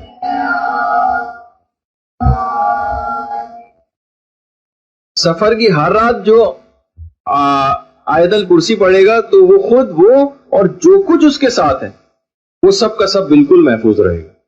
تو سفر کی ہر رات آیت الکرسی پڑھنا. اور دوران سفر وہی میں احتیاط پھر دوبارہ کہہ دوں کہ کوئی سفر کے دوران کوئی نماز آپ کو قضا نہیں کرنا، یہ برکتی کا ایک سفر ہو جائے گا. اور بہت سی چیزیں ایسی ہیں کہ واقعی ایسے مسئلے پیش آ جاتے ہیں. ابھی مجھے جیسے کہ میں نے آپ سے کہا ایک سعادت ملی، جب مدینے پہنچنے والے تھے اس وقت فجر کا وقت تھا اور بس کو رکوا کر فجر کی نماز پڑھنی تھی اور وقت نکلا جا رہا تھا، اور بس ڈرائیور جو کہ ایک سوڈانی تھا وہ کسی صورت بس روکنے پہ تیار نہیں تھا، کسی صورت بس روکنے پہ تیار نہیں تھا۔ اچھا، اب فاقد الطہورین کا مسئلہ پیش آ جاتا ہے۔ مثلا اکثر لوگ ہیں نہ ان کا وضو ہے اور نہ بس میں کوئی تیمم کی کوئی ایسی جگہ ہے جہاں تیمم کر سکیں۔ خیر وہ تو مسئلہ تھا اپنی جگہ، لیکن اکثر مسافروں نے دل ہی دل میں وہاں پر دعا کی کہ یا رسول اللہ، توسل کیا پیغمبر اسلام سے کہ آپ کے شہر میں آ رہے ہیں اور کیا پہلا تحفہ ہم آپ کو یہ دیں گے کہ یہاں پر آ کر نماز فجر قضا ہو جائے ہماری۔ یقین کیجئے کہ بس یہ کہنے کی دیر تھی کہ اس سے پہلے وہ لڑائی جھگڑا کر چکا تھا ڈرائیور، اور صرف 2 یا 3 منٹ بعد ہی اس نے فوراً ایک جگہ پہ اپنی بس کو پارک کیا، کہا یہ مسجد ہے سامنے، اس نے جا کر پانی کھلوایا، سب لوگوں نے وہاں پانی سے وضو کیا، جلدی جلدی نماز پڑھی، اور اس طرح سے یعنی ایسا توسل وہ اگر آپ اس دوران سفر میں کوئی بھی ایسی مشکل پیش آ جائے توسل کریں۔ آپ لوگوں کے ویزے میں آج ایک پرابلم تھی جو کہ مسئلہ نہیں حل ہو پا رہا تھا، آیت اللہ شہاب الدین مرشی نجفی کا توسل اختیار کیا اور اپنے اس پرابلم یعنی وہ منٹوں اور سیکنڈوں میں پرابلم سالو ہو گئی۔ تو بہرحال باقاعدہ یہ چھوٹی چھوٹی بھی اس طرح کی چیزیں، یہاں تک کہ پیغمبر اسلام یہاں تک فرماتے تھے کہ جوتے کے تسمے تک کے لیے تم پروردگار سے دعا کیا کرو، یعنی ضروری نہیں کہ بہت اہم کوئی مسئلہ پیش آئے گا دعا کریں گے، اور ویسے نہیں، چھوٹی چھوٹی چیزوں کے لیے بھی دعا اور توسل کو اختیار کیا جا سکتا ہے۔ اچھا، وضو کے سلسلے میں بھی بات آئے گی، ابھی شاید میں آگے چل کے اس کے کچھ مسائل بتاؤں، بلکہ ابھی کچھ بتا دیتا ہوں کہ دوران سفر ویسے کوشش یہ کرنا ہے کہ ہر وقت باوضو رہے، لیکن یقیناً یہ چیز مشکل ہو جاتی ہے، خاص طور پر آپ کے سفر میں جو بسوں وسوں کا سفر ہوتا ہے، ہر جگہ وضو کرنا اس لحاظ سے آپ کے لیے ممکن نہیں ہوتا، لیکن واجب نمازوں کے لیے جو وضو کرنا پڑے تو کوشش یہ کیجیے گا کہ کوئی بھی مثلا سر کے بال یا مثلا آپ کی کلائیاں یا پاؤں نامحرم کے سامنے ظاہر نہ۔ اگر کوئی ایسا موقع پیش آ جائے تو باقاعدہ خواتین یہ کر سکتی ہیں کہ چادر سی لے کر ایک حلقہ سا بنا لیں اور اس میں خواتین وضو کریں جس کسی نامحرم کی نگاہ ان پہ نہ پڑے۔ بالفرض ایسا مسئلہ کوئی پیش آ جاتا ہے کہ کوئی ایسی چیز بھی نہیں ہے اور بہرحال وضو کے لیے نامحرم کے سامنے جانا پڑے گا، بال کھولنے پڑیں گے یا پاؤں کے مسح کے لیے پاؤں نکالنا پڑے، کوئی اور طریقہ نہ ہو، تو ایسے موقع پر وضو ہی ساقط ہے بلکہ تیمم کرنا پڑے گا۔ یعنی یہ چند ایک باتوں کا آپ کو خاص طور پر وضو کے سلسلے میں بھی خیال رکھنا ہے کہ کوئی اس طرح کے ایسا نہ ہو کہ پتہ چلا کہ آپ ٹھیک ہے آپ نے کہا کہ نماز قضا نہیں ہوں گی تو وضو اس کے لیے کرنا پڑے گا، تو وضو کے اندر کوئی گناہ پیش آ رہے ہوں۔ ویسے تو آپ کے ساتھ سفر میں بہت سارے صاحبان علم ہیں، مولانا حسن عباس صاحب ہیں، ان سے بھی مسائل پوچھ سکتی ہیں، ہمارے بچوں کے مدرسے کی پرنسپل محترمہ ملیکہ کاظمی صاحبہ ہیں، ان سے بھی آپ فاضلہ خاتون ہیں، آپ ان سے بہت سی باتیں دریافت کر سکتی ہیں۔ تو سفر میں اتنے اچھے افراد آپ کے ساتھ ہیں تو آپ ان سے وقتاً فوقتاً اپنی رہنمائی چاہیے گا اور لیجیے گا ان سے۔ تو اس بات کا خیال رہے کہ وضو کے سلسلے میں یہ احتیاطیں، اور ہر نماز کے بعد مسافر کے لیے تسبیحات اربع پڑھنے کی بڑی تاکید آئی، یعنی جدھر کوئی آپ نماز پڑھ کے ختم کریں اس کے بعد تسبیحات اربع، اس کی کوئی خاص ایک عدد مقرر نہیں ہے، 1 دفعہ بھی پڑھ سکتے ہیں، 3 دفعہ بھی پڑھ سکتے ہیں، 5 7 دفعہ بھی پڑھ سکتے ہیں، وہ آپ دیکھ لیجئے گا کہ لیکن مسافر کو سفر میں تسبیحات اربع پڑھنے کی تاکید آئی، اور اس سفر سے آپ کو سفر آخرت بھی ہمیشہ اپنا یاد رہنا چاہیے۔ اپنے ساتھیوں کو آپ کوشش کریں، صرف 3 منٹ رہ گئے، مجھے پتا ہے کہ گرمی بڑی شدید ہو رہی ہے یہاں پر، اس کے بعد میں 5 10 7 منٹ کا ایک وقفہ دے دوں گا، اس کے بعد 1 گھنٹے کی ہماری نشست اور ہوگی اس موضوع پر۔ آج ہم صرف سفر ہی کی چند باتیں سے بیان کر سکیں گے، میرا ارادہ تو یہ تھا کہ اگلی نشست میں زیارات، ظاہر ہے کہ جب آپ ایران پہنچ جائیں گی اور امام کے حرم جائیں گی اور حرم میں جاتے وقت آپ کو کیا کرنا ہے اور وہاں جا کر کون سی دعائیں کرنا ہے، بہت ساری اس طرح کی باتیں بھی آپ کی خدمت میں پیش کرنا تھی، اور کل کی بھی شاید صرف 2 گھنٹے کی ہمیں نشست مل پائے جو کہ شاید میرے نزدیک اتنی کافی نہیں ہے، لیکن مجبوری ہے کل ہی ہمیں اختتام کرنا پڑے گا کہ آپ لوگوں کے پاس بھی وقت نہیں، اور یہاں پر بھی اگلے دنوں میں بچوں کی کلاسز ہوں گی تو کلاس کرنا پاسبل نہیں ہوگا اس سے زیادہ۔ البتہ بہرحال سفر پر جانے سے پہلے ان چیزوں کی معرفت حاصل ہو جائے، جس جگہ جا رہے ہیں ان صاحب جو شخصیات وہاں پر مدفون ہیں ان کی معرفت حاصل ہو جائے، پھر آپ جب سفر پہ جائیں گے اور ان کی قبور پہ پہنچیں گی تو پھر آپ کو زیادہ لطف، مزہ، ثواب اور فضیلتیں حاصل ہوں گی۔ ورنہ اگر ویسے ہی جائیں، مثلا آپ کے سامنے میں ذکر کر دوں کہ شاہ عبد العظیم کی زیارت، اور آپ کو پتہ ہی نہیں کہ شاہ عبد العظیم کی زیارت کا ثواب اور فائدہ کیا ہے، کہ کہا جاتا ہے کہ جیسے کہ روایت میں ہے کہ ان کے ثواب وہی ہے جو امام حسین کی زیارت کا ثواب شاہ عبد العظیم، اور چند ایک ایسے علماء کی زیارت، ان کے متعلق بھی ابھی گفتگو میں شاید آگے چل کر آئے. بہت ساری اس طرح کی چیزیں تھیں جو آپ کی خدمت میں پیش کرنا تھیں، لیکن شاید وقت اس کے لیے اتنا نہ بچے ہمارے پاس. اچھا، کوشش یہ کریں دوران سفر کہ آپ کے جتنے بھی ساتھی ہوں ان کو، اپنے ساتھیوں کو ہمیشہ اچھی چیز پیش کرنا. یعنی ایک چیز آپ کے پاس آئی، یہ اس کو دینے کی بڑی تاکید آئی ہے. خود پیغمبر اسلام کی یہ سیرت تھی کہ پیغمبر کے ساتھ اگر کوئی سفر میں ہوتا تھا، کوئی بھی ساتھ ہوتا تھا، پیغمبر مثلا اگر مسواک کی لکڑی بھی زمین سے اٹھا رہے ہیں اور ایک بالکل سیدھی اور صحیح لکڑی ہے اور ایک ٹیڑھی میڑھی لکڑی ہے، تو مسواک کی جو صحیح اور بہترین لکڑی ہوتی تھی اپنے ساتھی کو دیتے تھے، اپنے ساتھی کو دیتے تھے. بلکہ چھٹے امام تو یہاں تک فرماتے ہیں کہ جو شخص بھی کسی مومن کے ساتھ 40 قدم تک چلے تو خدا قیامت میں اس کے متعلق ضرور سوال کرے گا، اس کے حق کے بارے میں. 40 قدم بھی اگر کوئی شخص کسی کے ساتھ چلے، آپ تو کتنے ہزاروں قدم ساتھ چلیں گی، تو کتنا زیادہ اپنے ساتھیوں کا آپ کو خیال کرنا. دوران سفر آپ کو بہت ساری نعمتیں پروردگار کی جیسے جیسے یاد آتی جائیں، ویسے تو امام کی سیرت یہ تھی کہ امام فوراً اتر کر اسی جگہ پر سجدہ کیا کرتے تھے جب بھی خدا کی کوئی نعمت یاد آتی تھی. اسی جگہ تک کہ بازار کی بھی پرواہ نہیں کرتے تھے، اترے اور سواری سے اور سجدہ کیا نیچے. لیکن بہرحال آپ کے لیے تو ممکن نہیں ہوگا، اس کے لیے پھر علماء نے، بلکہ امام ہی نے طریقہ بتایا کہ پھر اپنے ہتھیلی کے اوپر اپنے گال کو رکھ کے اور آپ شکرن للہ یا کوئی بھی اس طرح کا کلمہ منہ سے نکال سکتی ہیں کہ جس سے شکر خدا ادا ہو جائے. تو بہرحال نعمتوں کا شکر بھی ادا کرتے ہوئے جانا، اور اپنے ہم سفروں کے ساتھ ایک مکمل ہم آہنگی آپ کو رکھنا ہے. بس یہ ہے کہ کوشش یہ کریں کہ کوئی خدا کی نافرمانی نہ ہو. اور سفر میں دوران سفر ایک چیز کی اور بڑی تاکید آئی ہے، وہ ہے کہ دوران سفر اپنے ہم سفروں کے ساتھ زیادہ مسکرا کر ملنا. جیسے کہ میں نے پچھلی دفعہ جب سفر پہ خواتین جا رہی تھی اس وقت بھی یہ بات کو ذکر کیا تھا کہ مجھے ایک دفعہ ایک سفر درپیش تھا، تو جہاز میں پچھلی سیٹ پہ میں نے ایسے مڑ کر دیکھا تو ایک صاحب تھے، انہیں دیکھ کے مسکرائے. ظاہر ہے کہ ایک اخلاقیات کا تقاضا ہوتا ہے، آپ بھی انہیں دیکھ کے مسکرا دیتے ہیں. تو دوسری تیسری دفعہ نگاہ پڑی تو وہ پھر مسکرا رہے تھے. بہت بعد میں جا کر پتہ چلا کہ کوئی نفسیاتی مریض تھے وہ. تو بہرحال بہت سارے سفروں میں اس طرح سے بھی لوگوں سے وہ مستحبات پہ عمل نہیں کر رہے ہوتے بلکہ کسی مرض میں گرفتار تھے نفسیاتی. تو بہرحال علماء نے ایک بات کو اور کہا ہے کہ 3 باتیں ایسی ہیں، ویسے تو آپ کو موافقت کرنی ہے اپنے تمام ساتھیوں کے ساتھ، لیکن 3 باتوں میں اپنے ہم سفروں پہ فوقیت لے جانا. 3 باتوں اپنے ہم سفروں پہ فوقیت لے جانا. نمبر 1 ہے روایت میں خاموشی. اچھا، خاموشی کے ایمان بالکل منہ میں گنگنیاں ڈال کے جس طریقے سے بیٹھ جاتا ہے انسان، ایسے نہیں بیٹھنا، یعنی ہنسی مذاق کر رہا ہے، لیکن ایک حد تک بہت سے لوگ اتنا سفر میں بولتے ہیں کہ لوگوں کے کان پک جاتے ہیں، یعنی اس طرح کی کسی اس میں نہ جائیں. تو ایک تو بہرحال خاموشی کو کہا گیا ہے. دوسرا کثرت نماز. اب آپ سوچیں گے کہ نماز تو کتنا مشکل ہے بس کے اندر پڑھنا. دیکھیے بس میں ٹھیک ہے واجب نماز تو کوئی اس طرح سے نہیں پڑھی جائے گی، لیکن آپ مستحب نمازیں ساری بیٹھے بیٹھے پڑھ سکتی ہیں. مستحب نمازیں آپ ساری بیٹھے بیٹھے پڑھ سکتی ہیں. اور مستحب نماز کے لیے اگر بس حالت چل رہی ہو تو اس میں استقبال قبلہ بھی ضروری نہیں ہوتا مستحب نمازوں میں، یعنی قبلے سے بالکل برخلاف سمت میں بھی اگر جا رہی ہوں. بلکہ امام خمینی تو کہتے ہیں کہ میری زندگی کی بہترین نماز ہی وہی تھی کہ جب مجھے گرفتار کر کے شاہ کے لوگ لے جا رہے تھے اور گاڑی سے اترنے کی بھی اجازت نہیں تھی اور قبلے کی طرف میری پشت تھی اور میں نے کھڑکی سے دروازے سے ہاتھ باہر نکال کے گاڑی رکوا کے صرف تیمم کیا تھا اور قبلے کی پشت کر کے نماز پڑھی تھی. کہا کہ شاید میری زندگی کی سب سے بہترین نماز وہ تھی.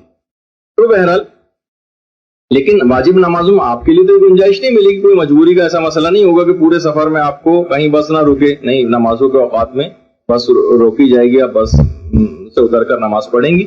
لیکن مستحب نمازیں ساری بیٹھے بیٹھے بھی پڑھ سکتی ہیں. تو کیا ضرورت، اس میں کوئی ضرورت نہیں، مستحب نمازوں کے اندر بڑی گنجائش ہے. تو بہرحال یہ ایک چیز دماغ میں رہے کہ خاموشی اور کثرت نماز. اور تیسری چیز یہ ہے کہ اپنے پیسے کو، اپنے زیادہ راہ کو، یعنی کوئی بھی چیز کھانے پینے کی آپ کی ایسی ہے جو آپ ساتھ لے کر جا رہی ہیں، وہ اپنے ہم سفروں پر خرچ کریں اور تھوڑی سی سخاوت ان پر دکھائیں. اور یہاں تک چھٹے امام یہ جملہ بھی ارشاد فرماتے ہیں کہ جہاں بھی کہیں آپ رکیں تو وہاں مثلا کسی بھی جگہ آپ کو پتا ہے کہ یہاں پر 1 گھنٹے کے لیے بس رک رہی ہے، اگر ممکن ہو، ویسے زیادہ تر اوقات میں ہو سکتا ہے ممکن نہ ہو، تو چھٹے امام یہ فرماتے ہیں کہ وہاں پر بیٹھنے سے بھی پہلے 2 رکعت ایک نماز پڑھی جائے.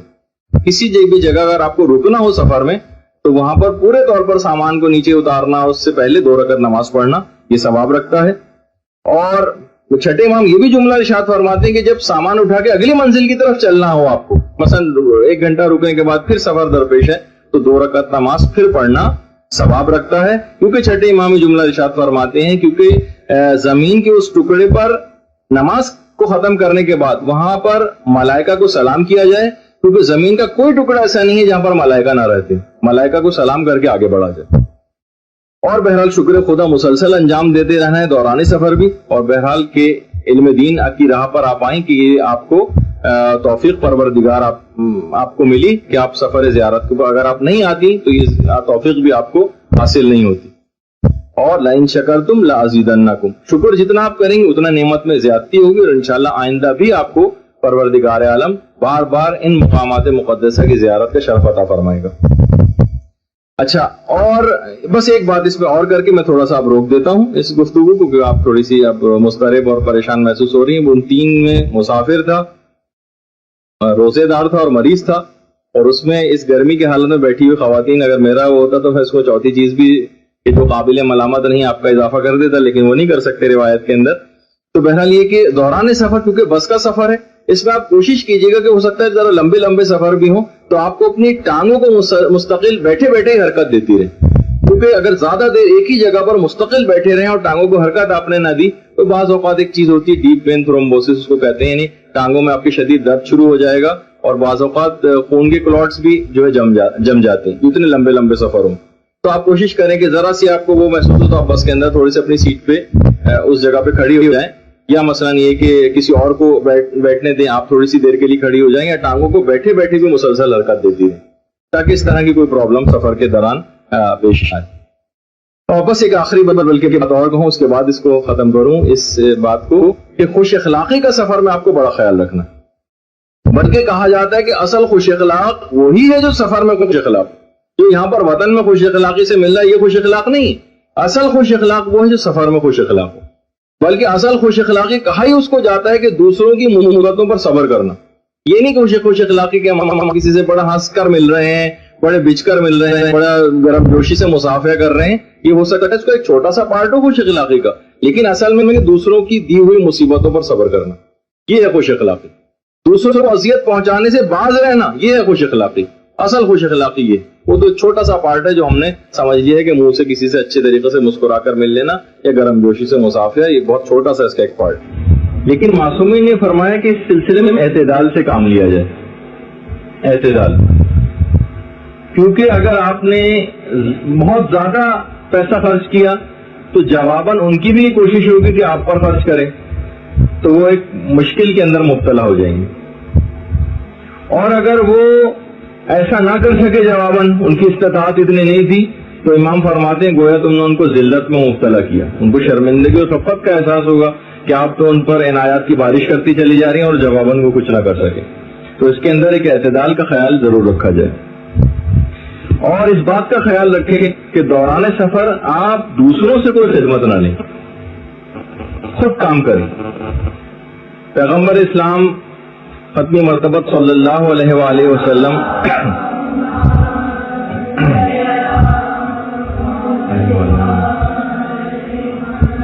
کہ کچھ اصحاب نے پیغمبر سے ایک شخص کا اپنے سفر کے حالات بتاتے ہوئے تذکرہ کیا جو بہت عبادت گزار تھا. پیغمبر نے پوچھا دوران سفر بتاؤ کہ اس کے کام کون کیا کرتا تھا؟ کہا کہ ہم اور دوسرے لوگ کام کیا کرتے تھے اس کا. کہا کہ تم لوگ اس سے زیادہ بہتر، تم لوگ اس سے زیادہ بہتر. سفر میں کسی نے پیغمبر اسلام سے کہا کہ یا رسول اللہ میں بکری ذبح کر سکتا ہوں، میں بکری ذبح کروں گا. کچھ نے کہا کہ میں کو کاٹ سکتا ہوں، کچھ نے کہا کہ کھانا میں پکاؤں گا. تو پیغمبر اسلام نے کہا کہ لکڑیاں پھر میں جمع کروں گا، کیونکہ خدا کو یہ بات تو ناپسند ہے کہ کوئی بندہ اپنے ساتھیوں کے ساتھ موجود ہو مگر وہ ان کا ہاتھ نہ بٹائے. تو آپ کو کوشش یہ کرنی ہے کہ بہت سارے ایسے مواقع پیش آئیں گے، کھانا لگانا ہے، کھانا دوسروں کو سرو کرنا ہے، آگے بڑھ کر ایک خدمت اپنے ذمے لے لے. بہت بڑی آپ کو توفیق پروردگار کی ملے گی. سفر میں بہت آسان ایک طرف ہو کر بیٹھ جانا اور بس دسترخوان لگنے کا انتظار کرنا اور فوراً جم کے اس پہ بیٹھ جانا، یہ کسی کو آسان ہوگا. لیکن آپ کو کوشش یہ کرنا ہے کہ آپ خود کر کسی ذمہ داری کو لے لیں. یہ خود آپ کے لیے بے پناہ فضیلت کا حامل ہو جائے گا، بے پناہ فضیلت کا حامل ہو جائے گا.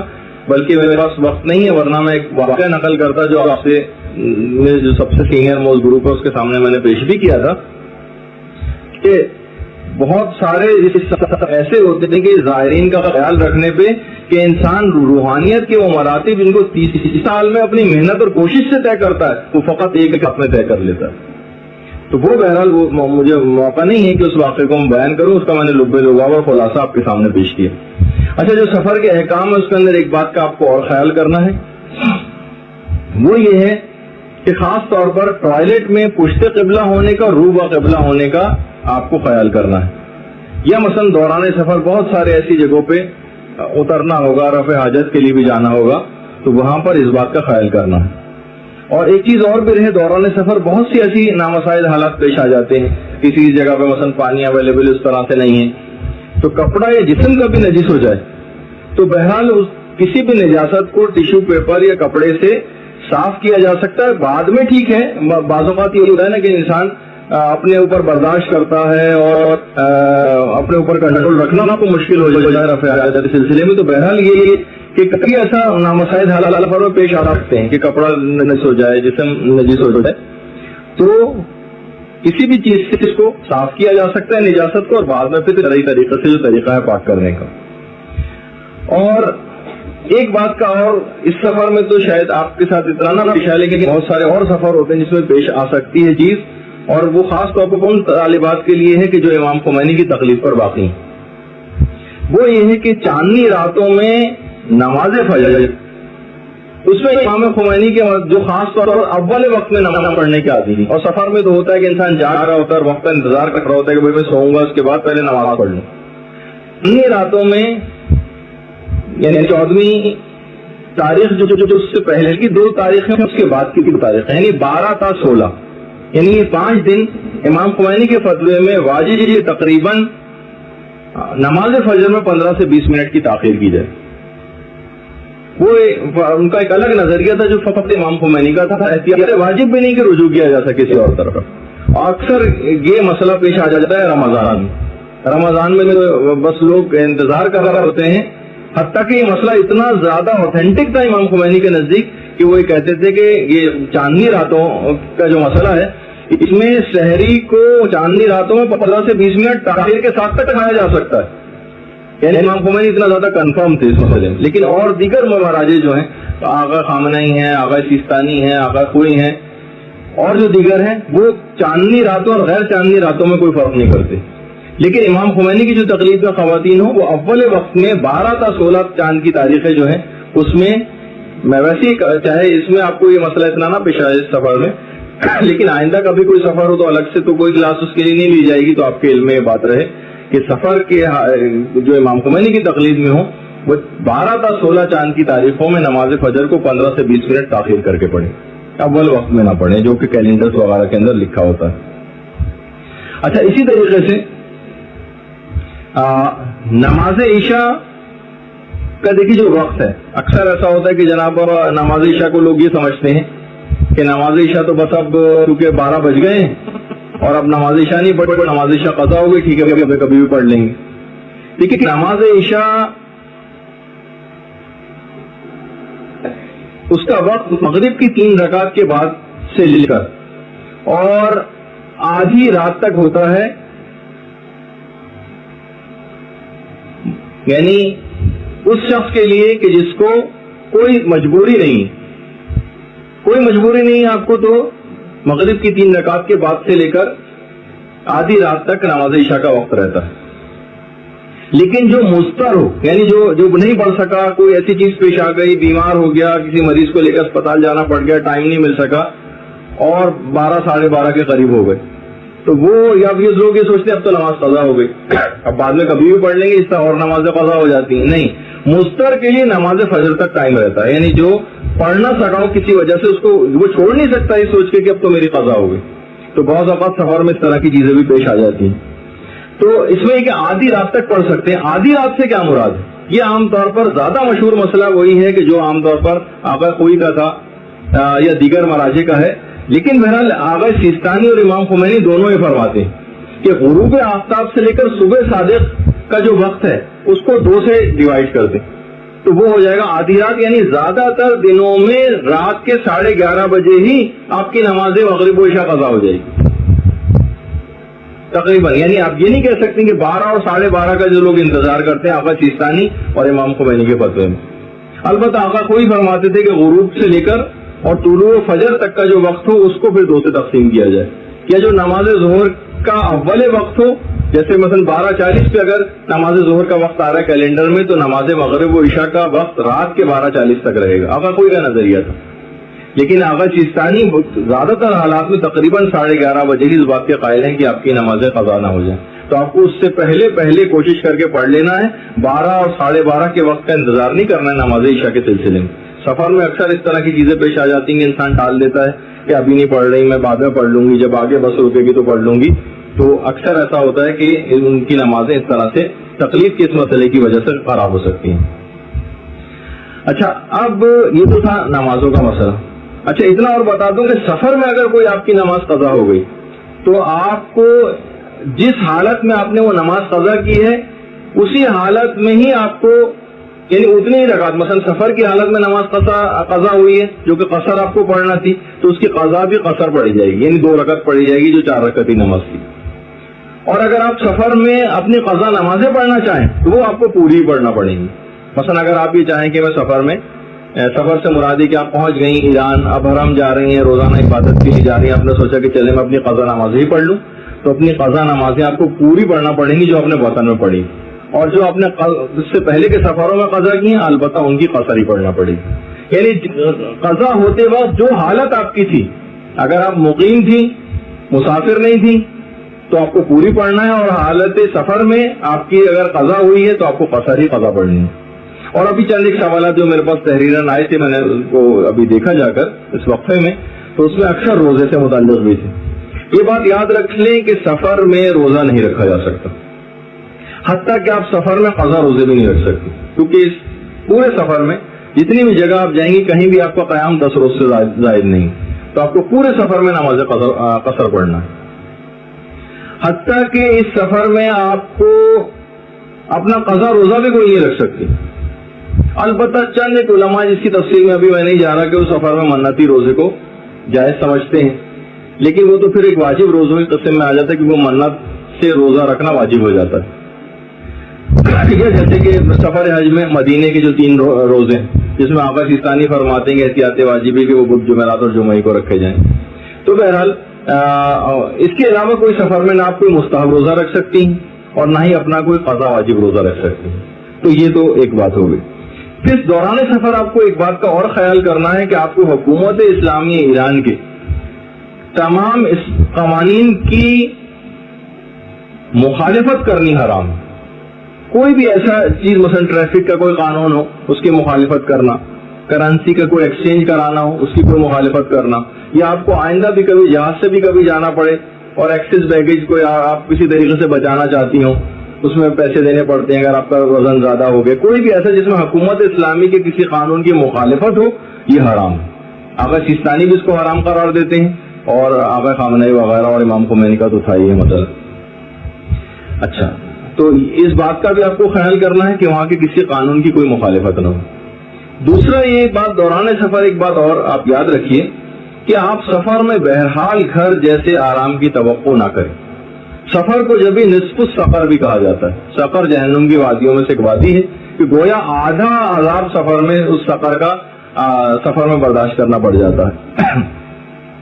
تو اس میں آپ یہ نہ کوشش کیجیے گا کہ لگژریز کی تلاش میں آپ رہیں اور آسائشیں آپ کو ملیں اور ہر وقت کسی نہ کسی چیز کا تقاضا ہی آپ کرتے رہیں. آپ کو بس جس طرح سے سفر کی کچھ مصیبتیں پریشانیاں ہوتی ہیں ان میں صبر کرنا ہے. اور اس کی ابھی تھوڑی سی آگے چل کر اس کی میں تفصیل بھی بیان کرنے والا ہوں. اچھا، سفر میں اب جتنی بھی نمازیں آپ پڑھیں گی، دیکھیے اس میں ایک اصول یاد رکھیے کہ دنیا کی ہر جگہ پاک ہے، ہر جگہ اور ہر مٹی پاک ہے. مٹی پر سجدہ بھی جائز ہے, تیمم بھی جائز ہے. بہت سے لوگ ایک دم سے مثلا زمین کے اوپر کبھی کھڑے ہو کے آپ کو پڑھنی پڑ جائے ہر جگہ, ضروری نہیں کہ جانمازیں آپ کو اویلیبل ہوں. ایک چیز ہوتی ہے گندی چیز ہونا اور ایک ہوتا ہے نجس ہونا. اسلام میں گندی چیز کا کوئی الگ سے حکم نہیں.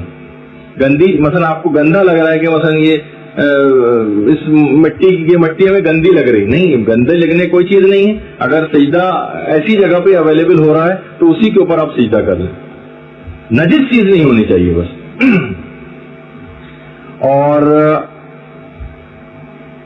بہرحال اگر دوران سفر کبھی آپ کا کپڑا یا جسم نجس ہو جائے اور آپ اس کو پاک نہ کر سکیں تو آپ کے لیے ابھی تو آپ اسی جیسے تیسے اس کو یعنی وضو تو آپ نے کر لیا, لیکن کپڑا یا جسم نجس ہے وہ پاک بھی نہیں ہو سکتا. اسی نجس لباس یا نجس جسم کے ساتھ ہی نماز پڑھ لیں, البتہ بعد میں اس کی قضا بھی انجام دینا پڑے گی. یہ ایک دماغ میں ہے. اکثر سفر میں, خاص طور پر بسوں کے سفر میں اس طرح کی چیزیں ہو سکتی ہیں. اور جیسے کہ میں نے پہلے بتایا کہ وضو اگر نہ ہو سکے تو تیمم کرنا پڑے گا. اور تیمم کرنے کا طریقہ بھی آپ اپنے سے سینئر جو طالبات ہیں یا جو اور سینئرز آپ کے ساتھ سفر میں, ان سے آپ تیمم کا طریقہ سیکھ سکتی ہیں وہیں پر. اچھا, اب یہ بات یاد رکھ لیجیے کہ بہرحال اس سفر میں, جیسے کہ میں نے بھی بار بار اس کا ذکر کروں گا اب بھی, آپ کو اس سفر میں صبر کا دامن ہاتھ سے نہیں چھوڑنا. صبر اور شکر کا تو ابھی میں نے بیان کیا. جیسے کہ اکثر شوہر حضرات, ایک شوہر اپنی بیوی سے کہہ رہے تھے کہ ہم دونوں ہی جنتی, کیونکہ صابر اور شاکر دونوں پہ جنت کا وعدہ کیا گیا. میں تمہیں دیکھ کے صبر کرتا ہوں, تم مجھے دیکھ کے شکر کرتی ہو, اور صابر اور شاکر دونوں جنتی. تو بہرحال صبر کرنا اور شکر کرنا یہ آپ کو اس سفر کے اندر سیکھ کر آنا. دیکھیے, لوگوں کی کڑوی کثیری باتوں پر صبر کرنا, اور ظاہر ہے کہ اس سفر میں آپ کو بطور منتظم ہو سکتا ہے بہت سی باتوں پہ جو آپ کے گروپ لیڈر ہیں وہ آپ کو ڈانٹ بھی لگائیں, تو آپ کو خندہ پیشانی کے ساتھ, کیونکہ وہ آپ کی بھلائی اور بہتری کے لیے کہہ رہے ہوں گے, تو آپ کوشش کیجیے گا کہ ان کی ہر بات اس طرح کی مانیں. بلکہ کوشش کریں کہ آپ اپنی عام زندگی میں بھی سفر جیسی زندگی کا رویہ اختیار کر لیں. دیکھیے, کیا ہوتا نہیں کہ سفر میں اگر آپ کو اچھی چائے نہ ملے تو آپ یہ سوچتی ہیں کہ بھائی اپنے گھر پہنچیں گے تو اچھی چائے پی لیں گے, اور آپ صبر کر لیتی ہیں. سفر میں اگر آرام نہ ملے تو آپ یہ سوچتی ہیں چلو ابھی ایک چند گھنٹے کا سفر ہے, طے ہو ہی جائے گا, اپنے گھر جا کے آرام کر لیں گے. سفر میں انسان کہاں ایک دوسرے سے اتنا لڑنے جھگڑنے کی فکر کرتا ہے, سوچتے ہیں کون اپنا سفر کھوٹا کرے. تو بہرحال آپ نے ایک چیز اور بھی دیکھی ہو کہ بہرحال سفر میں گناہ بھی کم ہوتے. تو اگر ہم یہی رویہ اپنی عام زندگی میں بھی سفر کا اختیار کر لیں کہ بہرحال ہم ایک سفر طے کر رہے ہیں اور آخرت کی طرف بڑھتے چلے جا رہے ہیں, تو کون یہاں لڑائی جھگڑوں میں دل لگائے. چلو کوئی چیز آسائش نہیں بھی حاصل ہوتی تو کون سا یہاں پر ہمیشہ رہنا ہے, آخرت میں حاصل ہو جائے گی. یہی والا رویہ اگر ہم آخرت کے لیے بھی اختیار کر لیں تو ایک بہت ہی بہترین بات ہوگی, اور یہ سفر آپ کا پھر کبھی رکے گا نہیں. اور ایک چیز اور جو دوران سفر خیال کرنا ہے کہ بہرحال اپنے دوستوں سے بے تکلفی کا اظہار کریں, بلکہ امر و نہیں میں بھی بے تکلفی اور ہنسی مذاق کے اندر بھی امر بالمعروف اور نہی عن المنکر ہو سکتا ہے. کہ بعض اوقات ائمہ بھی اپنے حساب سے کیا کرتے تھے. شفیق بلخی امام کے پاس آتے ہیں, امام نے کہا کہ تم اپنے شہروں میں کیسے زندگی گزارتے ہو, کیسے رہتے ہو؟ کہا کہ مولا اگر کچھ اچھی زندگی گزارتے ہیں, کچھ مل جائے تو شکر کرتے, نہیں ملتا تو صبر کرتے. امام نے کہا ہاں ہمارے مدینے کے کتوں کی بھی یہی حالت ہے, کچھ مل جائے تو شکر کر کے کھا لیتے, نہیں ملتا تو صبر کرتے. شفیق بلخی نے کہا کہ مولا پھر کیا کریں؟ کہا کہ یہ رویہ تمہارا ہونا چاہیے, نہ ملے تو شکر کرو, اور اگر مل جائے تو دوسروں کو ترجیح دو. امام نے دیکھی کیا جملے ارشاد فرمائے. تو بہرحال یہاں تک پیغمبر اسلام بھی جملے بار بار ارشاد فرماتے تھے کہ کھانا کھا کر شکر ادا کرنا ایسے ہی ہے جیسے اللہ کے لیے روزہ رکھنا. یعنی کوئی بھی چیز, یعنی زندگی میں اتنی نعمتیں انسان کو حاصل ہوتی ہیں تو اس میں شکر ضرور کرتا جائے. اس سفر میں آپ کو ایک خاص بات اور حاصل ہوگی جو کہ سفر کے لیے بھی اور اپنی عام زندگی کے لیے بھی ہے, کہ سفر میں ایک صحبت صالح حاصل ہوتی, نیک لوگوں کی صحبت. یہ سفر کے بعد بھی کوشش کیجیے گا کہ نیک لوگوں کی صحبت رہے. جب بھی قرآن کے اندر جو آیت نہیں آئی کونوا صادقین, کہ سچوں کے ساتھ ہو جاؤ. دیکھیے کونوں صیغہ امر، امر مزارے سے بنتا ہے، یعنی علماء نے لکھا اور مزارے میں تجدد اور استمراری صفت ہوتی ہے، یعنی دوامان اور ہمیشہ نیک لوگوں کے ساتھ رہو. یعنی یہ نہیں کہ بس تھوڑے دن سفر میں بس نیک لوگوں کے ساتھ ہو گئے چند روز تک اور اس کے بعد پھر اپنے پرانے دوستوں کے درمیان انسان واپس چلا جائے. نہیں، دائماً ان کے ساتھ ہو جاؤ، تب یہ کہا جائے گا کہ تم واقعی تم میں کوئی ان کی شخصیت کا برتاؤ اور کچھ اثر تم نے ان کی شخصیت کا قبول کیا.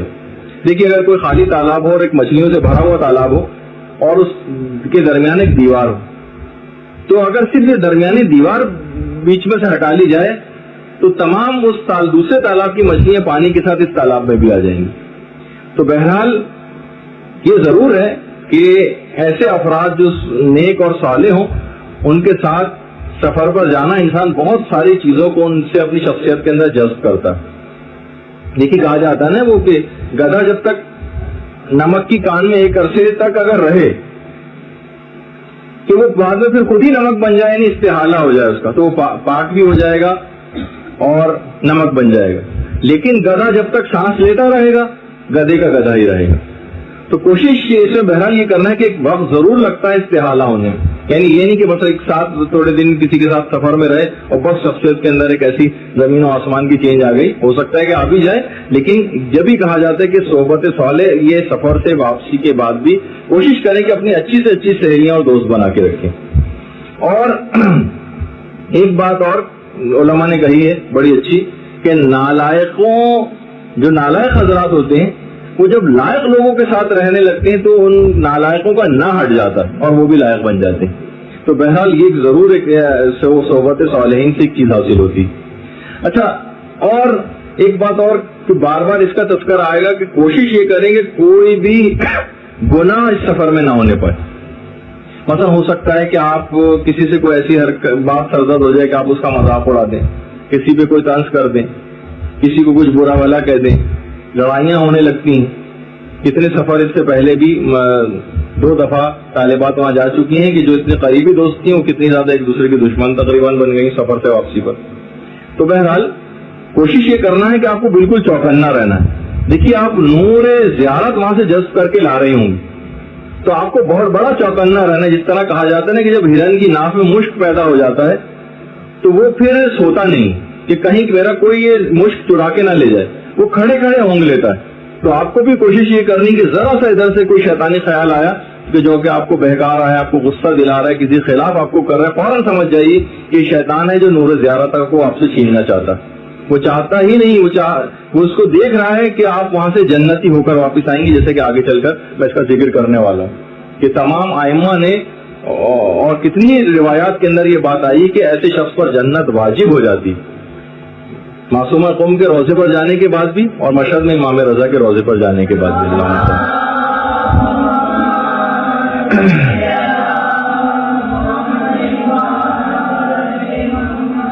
تو بہرحال آپ کو خود یہ دیکھنا ہے کہ آپ جب جائیں گی وہاں پر امام کی زہری کے سامنے بھی آپ ہوں گی، معصومہ قوم کی زہری کے سامنے آپ ہوں گی، اور بنفس نفیس ایسے ہی ہے جیسے کہ آپ ان کے سامنے واقعتاً موجود ہوں. آپ یہ نہ سمجھیے گا کہ امام تو انتقال کر گئے، فقط ان کی قبر.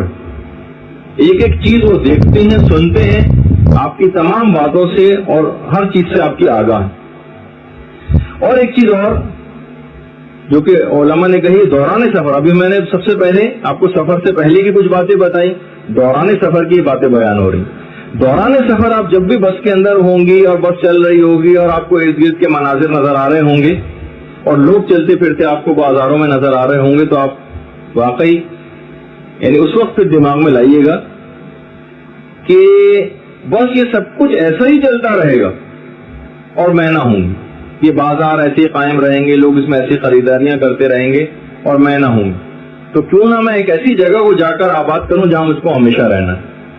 یہ والی ایک فکر اگر آپ نے پیدا کر لی، کیونکہ پیغمبر اسلام ہر چیز کو نگاہ عبرت سے دیکھتے تھے اور تاکید بھی اس بات کی فرماتے تھے.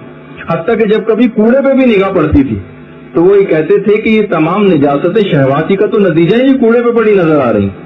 یہ سڑے ہوئے کپڑے، یہ سڑے ہوئے کھانے اور یہ فانی جسم کی جتنی بھی لذتیں تھیں ان کا یہی تو انجام ہونا تھا.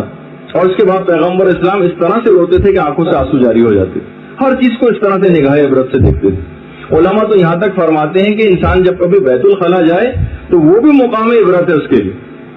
ایک عالم کا یہاں تک کہنا ہے کہ میں جب بھی اب کبھی بیت الخلا جاتا ہوں ضرور وہاں پر ایک ہاتھ کے اوپر جو سجدہ کیا جاتا ہے گال کو ہتھیلی پر رکھ کر وہ ضرور انجام دیتا ہوں. جب بھی میں کبھی جاتا ہوں مجھے یاد آ جاتا ہے ایک دفعہ میں یورینری ریٹینشن جو پیشاب کا رک جانے کی مرض میں گرفتار ہوا تھا, پروردگار نے مجھ کو اس اذیت سے نجات دی. اس اذیت کو میں یاد کر کے خدا کا شکر ادا کرتا ہوں کہ مجھے اس سے نجات ملی. اور علماء یہاں تک بھی فرماتے ہیں کہ انسان باقاعدہ جائے اور نگاہ عبرت سے اپنے جسم سے نکلنے والی اس نجاست کو دیکھے اپنی آنکھوں سے کہ دیکھو یہ وہ چیز تھی جس کے لیے تم دوسروں کو جھوٹ بولتے تھے, جس کے لیے دوسروں کو فریب دیتے تھے, جس کے لیے کم تولا کرتے تھے اور دھوکہ دیتے تھے, جس کے لیے یہ سامنے ہے تمہارے اس حالت کے اندر. بلکہ امام تو یہاں تک ارشاد فرماتے تھے کہ جب بھی کبھی پیدل چلو تو ہمیشہ جب بھی تمہارا دل غافل ہو پیدل چلنے کے دوران, یعنی یاد خدا آپ کے دماغ میں نہ ہو, تو فوراً اپنے دل کو متوجہ کرو اور سوچو کہ جس زمین کے اوپر ان قدموں سے آج میں چل رہا ہوں اسی زمین کے اندر میرا جسم بھی دفن ہونے والا. گھر میں کبھی تم غافل ہو یاد خدا سے تو فرماتے تھے کہ یہی وہ گھر ہوگا, اس بات کو یاد رکھو کہ یہی وہ گھر ہوگا جس گھر سے تمہارے لیے رونے پیٹنے کی صدائیں بلند ہو رہی ہوں گی. اعلانات مسجد جب تم سنو تو دماغ میں لے کر آؤ کہ کل اسی اعلان ہو رہا ہوگا اسی مسجد سے, اور کل اسی مسجد کے باہر یہ پوسٹر لگے ہوں گے فلاں صاحب کی سوئم کی جو مجلس ہے اس کے اندر آپ شریک ہوں. تو بہرحال اس سے آپ اندازہ لگائیں کہ ہر چیز کو اگر انسان چاہے تو نگاہ عبرت سے دیکھ سکتا ہے. سفر کی ہر چیز کو دیکھتے ہوئے آخرت کو یاد کر کے اپنے سفر کو کھوٹا کرنے کے بجائے ایک فضیلتوں والے سفر اس کو قرار دے. دیکھیے ایک اور بھی بات ہے, مومن ایک سوراخ سے بار بار تو ڈسا نہیں جاتا ہے. سب لوگ موت کا شکار ہو رہے ہیں, بیمار بھی شکار ہو رہے ہیں اور صحت مند بھی, اچھا بوڑھے بھی شکار ہو رہے ہیں اور جوان بھی, نوزائیدہ ہو رہے ہیں. تو بہرحال جو بھی اس طرح کی چیز دیکھے مرنا سب کو ہے, تو چیزوں کو دیکھیں اور عبرت کا حکم اپنے لیے لگائیں. آیت اللہ شہید دستگیر شیرازی فرماتے تھے نا کہ یہ میک اپ زدہ عورت جو بازار میں جا کر اپنے میک اپ کے ذریعے نامحرموں کو دعوت نظارہ دے رہی ہے, کل یہی اس کا چہرہ اس کے چہرے سے میک اپ اتار کے اس کو کفن پہنایا جائے گا. اس کے چہرے سے سارا میک اپ اتار کے اس کا یہی چہرہ جس پہ آج اس نے نامحرموں کو دکھانے کے لیے میک اپ کر رکھا ہے وہ اتار کر مٹی کے ایک تکیے کے اوپر اس کو رکھا جائے گا. یہ جن آنکھوں سے آج خیانت کر رہی ہے سب سے پہلے اس کے یہی ڈھیلے نکل کر زمین کے اوپر گر پڑیں گے اس کی قبر میں. تو عبرتیں جو بھی مولا فرماتے تھے عبرتیں کتنی زیادہ ہیں لیکن عبرت حاصل کرنے والے کتنے کم. تو بہرحال ایک چیز سفر میں آپ کو ایک تو نگاہ عبرت سے کام لینا ہے, اور ایک اور اہم بات یہ ہے کہ دوسروں کے عیبوں پر آپ کو نظر نہیں کرنی. ہمیشہ جب بھی کوئی اس طرح کی چیز دیکھیں اپنی طرف متوجہ ہو جائیے, اپنی طرف دیکھیے, اپنے آپ کو لعنت ملامت کیجیے کہ میں کتنی خود غرض ہوں, میں کتنی اس طرح کی ہوں کہ میرے سامنے مثلا فلاں خاتون کو کسی چیز کی ضرورت اور میں نہیں دے رہی ان کو. تو بہرحال اپنے عیبوں کی طرف نگاہ رکھیں, دوسروں کے عیبوں کی طرف نگاہ نہ رکھیں. سفر سے واپسی کے کچھ احکام میں جب موقع پیش آئے گا تو اس وقت ایک بات اس سلسلے میں ضرور بتاؤں گا. بہرحال یہ وہی جو کسی شاعر نے کہا ہے نا کہ نامناسب ہے دل ناداں ایک جزامی ہنسے زکامی پر, یعنی کتنی بری بات ہے کہ آپ کو تو خود اس سے بڑے بڑے روحانی مرض میں آپ گرفتار ہیں. ایسے ہی ہے جیسے کوئی جس کو جزام ہوا ہوا ہے, کوڑ کا مرض لاحق ہے, وہ کسی زکام والے کو دیکھ کے ہنس رہا ہو. دوسرا تو اس سے بھی چھوٹے مرض میں مبتلا ہے, آپ اس سے زیادہ بڑے مرض میں مبتلا ہے روحانی طور پر کہ آپ اس کے اوپر اعتراض کریں. تو بہرحال اچھا اب دوران سفر ہوتے ہوتے یہاں تک کہ آپ کی بس چلتی رہے گی چلتی رہے گی چلتی رہے گی اور ایران آ جائے گا. اچھا اب دیکھیے اہل سنت کی بڑی مشہور کتاب ہے کنز العمال کے نام سے. پیغمبر اسلام کی ایک حدیث ہے کنز العمال کہ اسلام میں جو سب سے زیادہ حصہ ہے وہ ایرانیوں کا ہے. اور پیغمبر اس کنز العمال کتاب کے اندر, اور پیغمبر اسلام کا ایک اور خواب بھی کتابوں کے اندر نقل ہوا ہے. پیغمبر فرماتے ہیں کہ میں نے خواب میں دیکھا کہ سیاہ بھیڑوں کے غلے میں سفید بھیڑیں شامل ہو رہی ہیں. تو صحابہ نے عرض کیا یا رسول اللہ آپ اس خواب کی کس طرح سے تعبیر کرتے ہیں؟ کہا کہ اہل عجم یعنی ایرانی, یہ اہل عجم تمہارے ساتھ تمہارے دین اور تمہارے نسب میں شریک ہو جائیں گے, اور اگر ایمان سریا پر بھی پہنچ جائے تو بھی عجمی اس کو حاصل کر لیں گے. اور فرمایا ان اہل عجم میں سب سے زیادہ سعادت مند ایرانی ہوں گے. اور یہ والی حدیث تو آپ کو میزان الحکمت کی جلد 7 میں بھی مل جائے گی. ان اہل عجم میں سب سے زیادہ سعادت مند ایرانی ہوں گے. بہرحال بہت سے لوگ بڑے ان کی کیونکہ ایک عام عوام کے لحاظ سے باہر آدمی وہاں پہ متقی پرہیزگار نہیں، جس طرح دماغوں میں کانسیپٹ بنا کے انسان جاتا ہے کہ وہاں پہ گویا سارے فرشتے چلتے ہوئے نظر آئیں گے. ایسا کچھ نہیں ہے، وہ بھی عام لوگوں کی طرح ہے، لیکن بہرحال اسلام میں ان کا ایک بڑا حصہ ہے. اچھا، اسی طریقے سے سورہ محمد کی جو آیت ہے، اگر تم اللہ کے حکم سے منہ پھیرو گے تو ہم تمہاری جگہ دوسروں کو دے دیں گے. تفسیر در منصور میں بھی ہے اور ترمذی میں بھی ہے، اور ابن جریر طبری نے بھی اس روایت کو لکھا ہے، اور ابو ہریرہ سے مروی روایت. لوگوں نے کہا یا رسول اللہ وہ کون سے لوگ ہوں گے جو ہماری جگہ پہ آ جائیں گے؟ پیغمبر اسلام نے سلمان فارسی کے کندھے پہ ہاتھ مار کر فرمایا یہ اور اس کی قوم کے لوگ، اور اس ذاتی قسم جس کے قبضے قدرت میں میری جان، پیغمبر فرماتے ہیں کہ اگر ایمان سریا پر بھی چلا جائے تو بھی اہل فارس اس کو حاصل کر لیں گے. اور پیغمبر کے سامنے ایک دفعہ روایتوں میں ہے کہ ایک دفعہ عجمیوں کا تذکرہ ہونے لگا پیغمبر کے سامنے، تو فرمایا کہ میرا ان تمام یا بعض سے اتنا گہرا تعلق ہے جتنا تم سب یا تم بعض سے بھی نہیں. یعنی ایرانیوں کے متعلق یہ بات پیغمبر نے فرمائی اپنے اصحاب سے کہ میرا ان سے اتنا زیادہ تعلق ہے. اچھا، اب ویسے تو آپ کا جو سفر ہوگا ایران پہنچنے کے بعد آپ سب سے پہلے جائیں گے قم، اور قم کے بعد پھر ظاہر ہے کہ تہران امام خمینی کے روضے کی زیارت کرتے ہوئے اور شاہ عبد العظیم کے روضے کی، اور اس کے بعد پھر وہاں سے انشاءاللہ مشہد کی طرف آپ لوگ روانہ ہوں گے. اگرچہ ترتیب میں مشہد ذرا آخر میں پڑے گا، لیکن کیونکہ قم کی ذرا تفصیل زیادہ ہے وہ آج نہیں آ پائے گی، تو میں اس کو حالات کو دیکھتے ہوئے کہ وہ وقت آج کم ہے تو میں پہلے مشہد کا بیان کر دوں. دیکھیے بہرحال جس وقت آپ مشہد پہنچیں گی، مشہد ایک ایسی جگہ ہے کہ وہاں پر دفن ہونے والے کے لیے سوال منکر و نکیر ثابت ہو جاتا ہے، اور ایسے شخص کے لیے جو وہاں زیارت کرتا ہے اس پر جنت واجب ہو جاتی ہے. تو بہرحال مشہد پہنچنے کے بعد انسان اور مومن کو چاہیے کہ وہ اپنے نفس اور امام کی کمال کا اطاعت کرے، ان کے اوپر درود و سلام بھیجتا رہے، ان کے دامن کو تھام لے اور ان کی سیرت کی پیروی کا مکمل ارادہ کر کے واپس آئے. دیکھیے زیارت کے اندر جو ادب ہے نا وہ شرط اول ہے. ادب پہلا قرینہ ہے محبت کے قرینوں میں.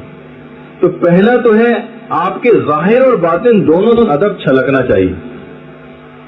دیکھیے روضے سے تو بلڈنگ میں آپ کا قیام ہوگا، اس کے بعد جب آپ پہلی دفعہ امام کے روضے کی طرف جا رہی ہوں گی، اس سے پہلے آپ چاہیں تو غسل بھی انجام دے لیں. میں اس کی تفصیل میں نہیں جا رہا کہ اس کے بعد وہ وضو کے لیے کافی ہے وہ وضو یا نہیں. بہت سے علماء کا بہت سارے اختلافات ہیں، ان سے قطع نظر کرتے ہوئے آپ وضو کو انجام دینے کے بعد ایک وضو بھی کر لیجیے گا تاکہ اس اختلافات کو ہمیں نقل نہ کرنا پڑے، تو اور آسان بھی زیادہ فضیلت حاصل ہوگی. غسل کے بعد ایک وضو بھی انجام ہوتا ہوگا.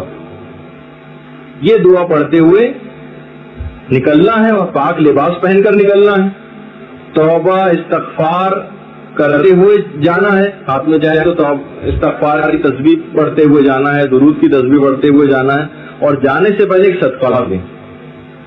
جانے سے پہلے صدقہ بھی دیں، اور کوشش کریں کہ راستے بھر میں حمد و تسبیح سے اور درود کی زبان مقرر رہے.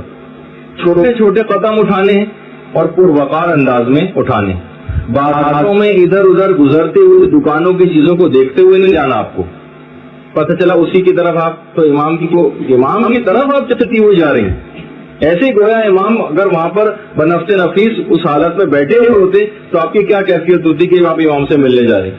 آپ بازاروں میں ادھر ادھر دیکھتے ہوئے نہیں جانا چیزوں کو، بلکہ آپ کو سر جھکاتے ہوئے بالکل فضول باتوں سے اجتناب کرتے ہوئے، کسی فضول قسم کی بحث سے اجتناب کرتے ہوئے، اور یہ سوچتے ہوئے کہ کس کے حضور آپ جا رہی ہیں، آپ کو اس انداز سے چلتے ہوئے جانا.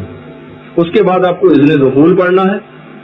اذن دخول یعنی ہر جگہ جب بھی آپ پہنچیں گے وہاں پر ہر جگہ آپ کو بہت سارے لوگ کھڑے ہوئے نظر آئیں گے کہ جو اذن دخول پڑھ رہے ہوں گے. آپ اس لکھی ہوئی چیز کو پڑھیے گا، کیونکہ امام کا حرم ہے، وہاں پر ملائکہ مقرر ہیں. اور امام کے حرم میں آپ داخل ہوئے لیکن ان کی اجازت کے بغیر داخل نہیں ہو سکتے. مختصر ترین اذن دخول بھی پڑھا جا سکتا ہے، جیسے کہ روضہ رسول کے اندر یا قبر رسول کے جب جا رہے ہوتے ہیں تو وہاں مسجد نبوی میں ادخلوا یا رسول اللہ، ادخلوا یا رسول اللہ، بس اتنا سا کہتے ہوئے مختصر ترین اذن دخول ہے. یا یہ کہہ سکتے ہیں ادخلوا یا امام الرضا، یہ کہتے ہوئے آپ اس حرم کے اندر داخل ہو سکتے ہیں. لیکن ایک تھوڑا سا لمبا اذن دخول بھی ہے جو وہاں پر لکھا ہوا ہے، خیر اتنا لمبا بھی نہیں ہے، 2-3 منٹ کے اندر وہ آپ وہ بھی پڑھ سکتے ہیں. اچھا، پھر اس کے بعد اتنی بات اور بیان ہو جائے کیونکہ بہرحال خواتین کی ایک بڑی تعداد جا رہی ہے اور جب وہاں پر پہنچتے ہیں اور یہ مسائل پیش آتے ہیں تو اس وقت ذرا کنفیوژن ہو جاتا ہے کہ بہرحال اگر کچھ خواتین معنی نجاست کے عالم میں ہوں تو وہ پھر اس جگہ کے جہاں پر حرام ہے، زیادہ تر علماء نے احتیاط واجب لگا کر ائمہ کے حرم میں داخلے کو حرام قرار دیا. البتہ وہ صحن وہن کی بات نہیں ہو رہی، بس سمجھیں کہ جہاں سے وہ جوتے ووتے وغیرہ رکھوا لیے جاتے ہیں اور اس کے بعد سے امام کے حرم کی طرف جو وہاں پر داخل نہ ہو. ہاں البتہ کسی مسجد میں بھی داخل نہ ہو، جیسے مسجد گوہر شاد ہے اور مساجد ہیں وہاں پر، البتہ صحنوں کے اندر چلنے اور وہاں پر جانے میں کوئی مسئلہ نہیں.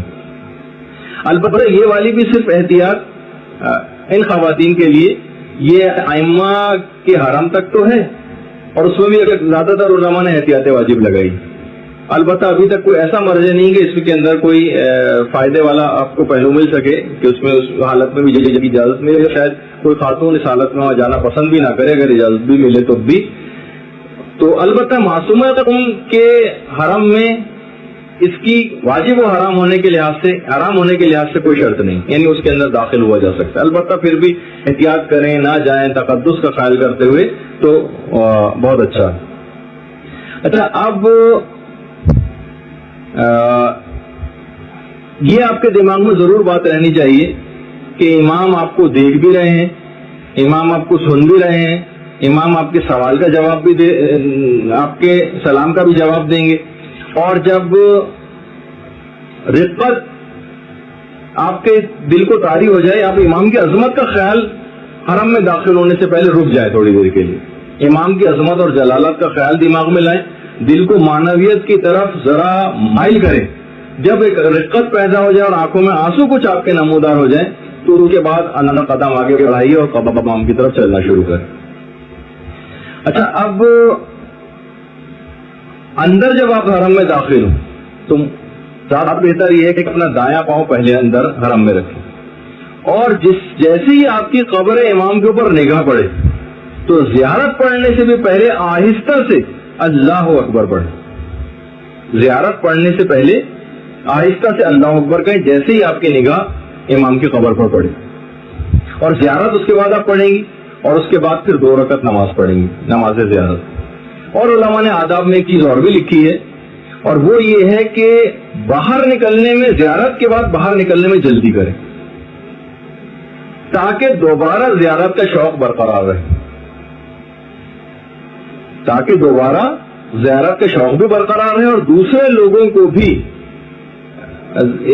موقع ملتا رہے زیارت کا. بعض اوقات ہوتا ہے نا، لوگ چمٹ کے بیٹھ جاتے ہیں اور اس جگہ سے ہٹتے نہیں اور دوسرے لوگوں کو موقع نہیں ملتا.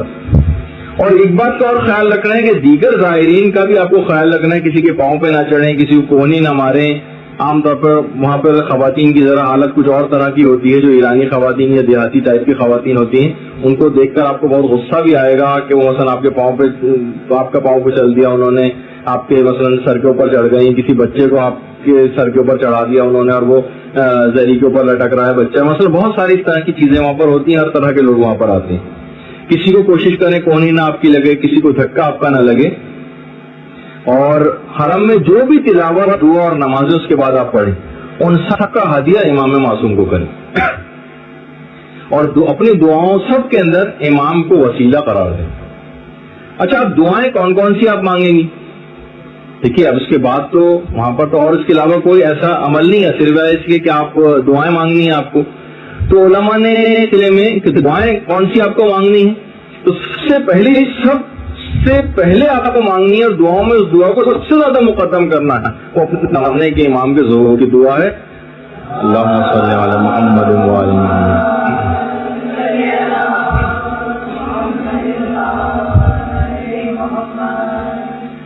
اس کو سب سے پہلے مانگنا ہے اور اس کے بعد اپنی زیارت کے قبول ہونے کی بھی دعا مانگنی.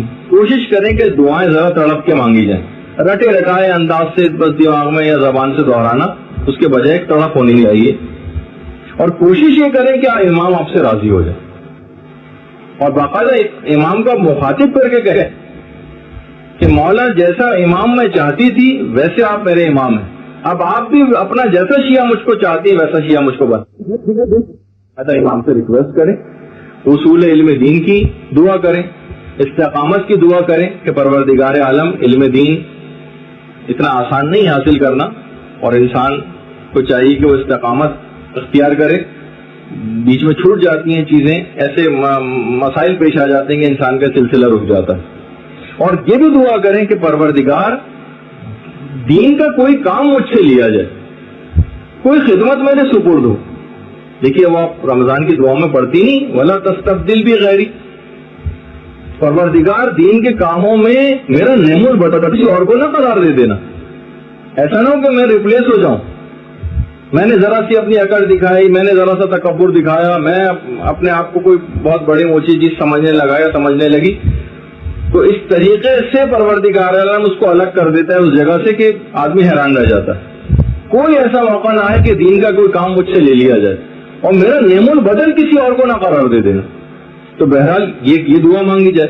ایک دعا یہ بھی مانگیے گا, ویسے اپنی اور تمام دعاؤں کے ساتھ جو بھی آپ کی اپنی ذاتی دعائیں ہوں گی, کہ بہرحال جو غیر شادی شدہ ہیں ان کی شادیوں کے بعد, شوہر اور بچوں کے ہونے کے بعد اور سسرالیں جو ہیں یہ رکاوٹ نہ بنے دین کے کاموں میں.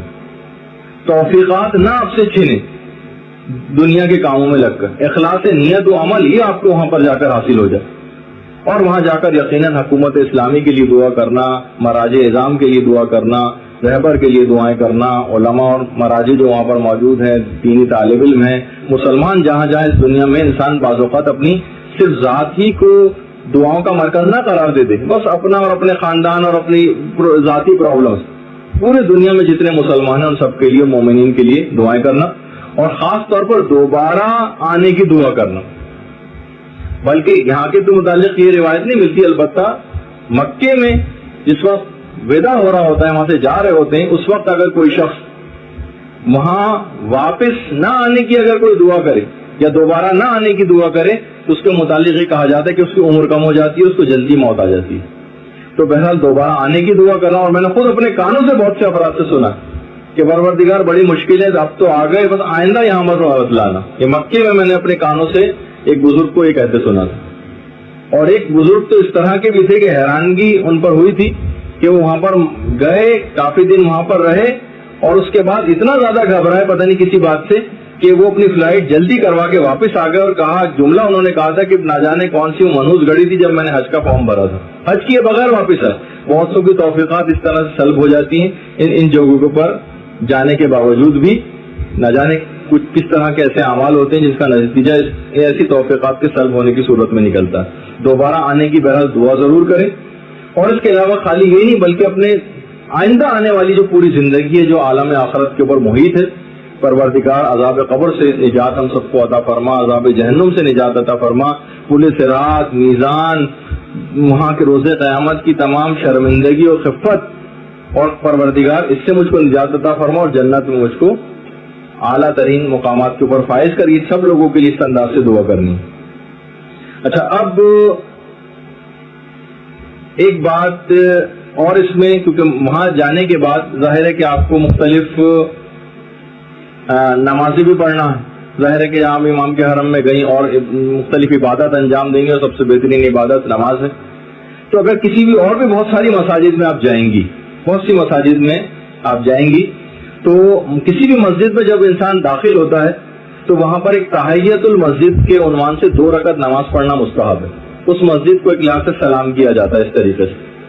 تحیت المسجد, اگر آپ نے کوئی اور نماز نہیں پڑھنی, صرف مسجد وزٹ کرنی ہے, تو 2 رکعت نماز تحیت المسجد کے عنوان سے. لیکن اگر کوئی نماز واجبی کا وقت اگر آ گیا ہے تو وہ جو نماز واجب آپ اس مسجد میں پڑھیں گی تو الگ سے پھر تحیت المسجد کی 2 رکعت نماز پڑھنا کا حکم نہیں, بلکہ وہی واجب نماز جو آپ نے اس مسجد کے اندر پڑھی ہے وہی تحیت المسجد کی نماز بھی قرار پا جاتی ہے.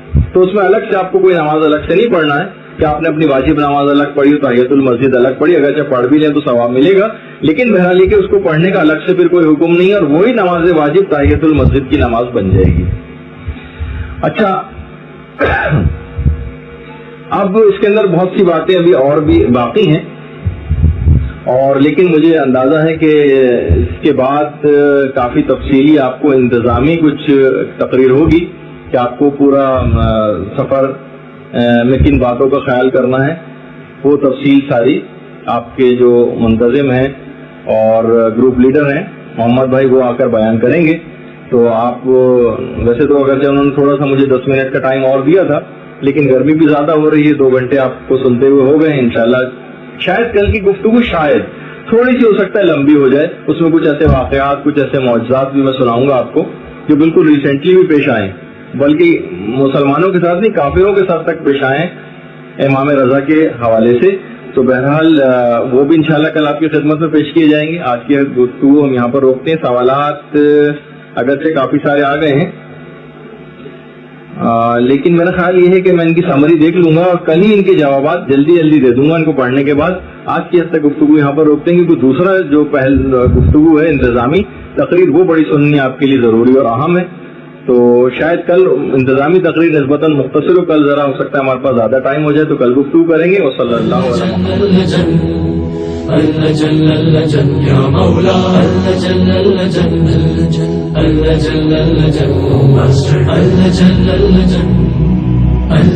يا صاحب السماء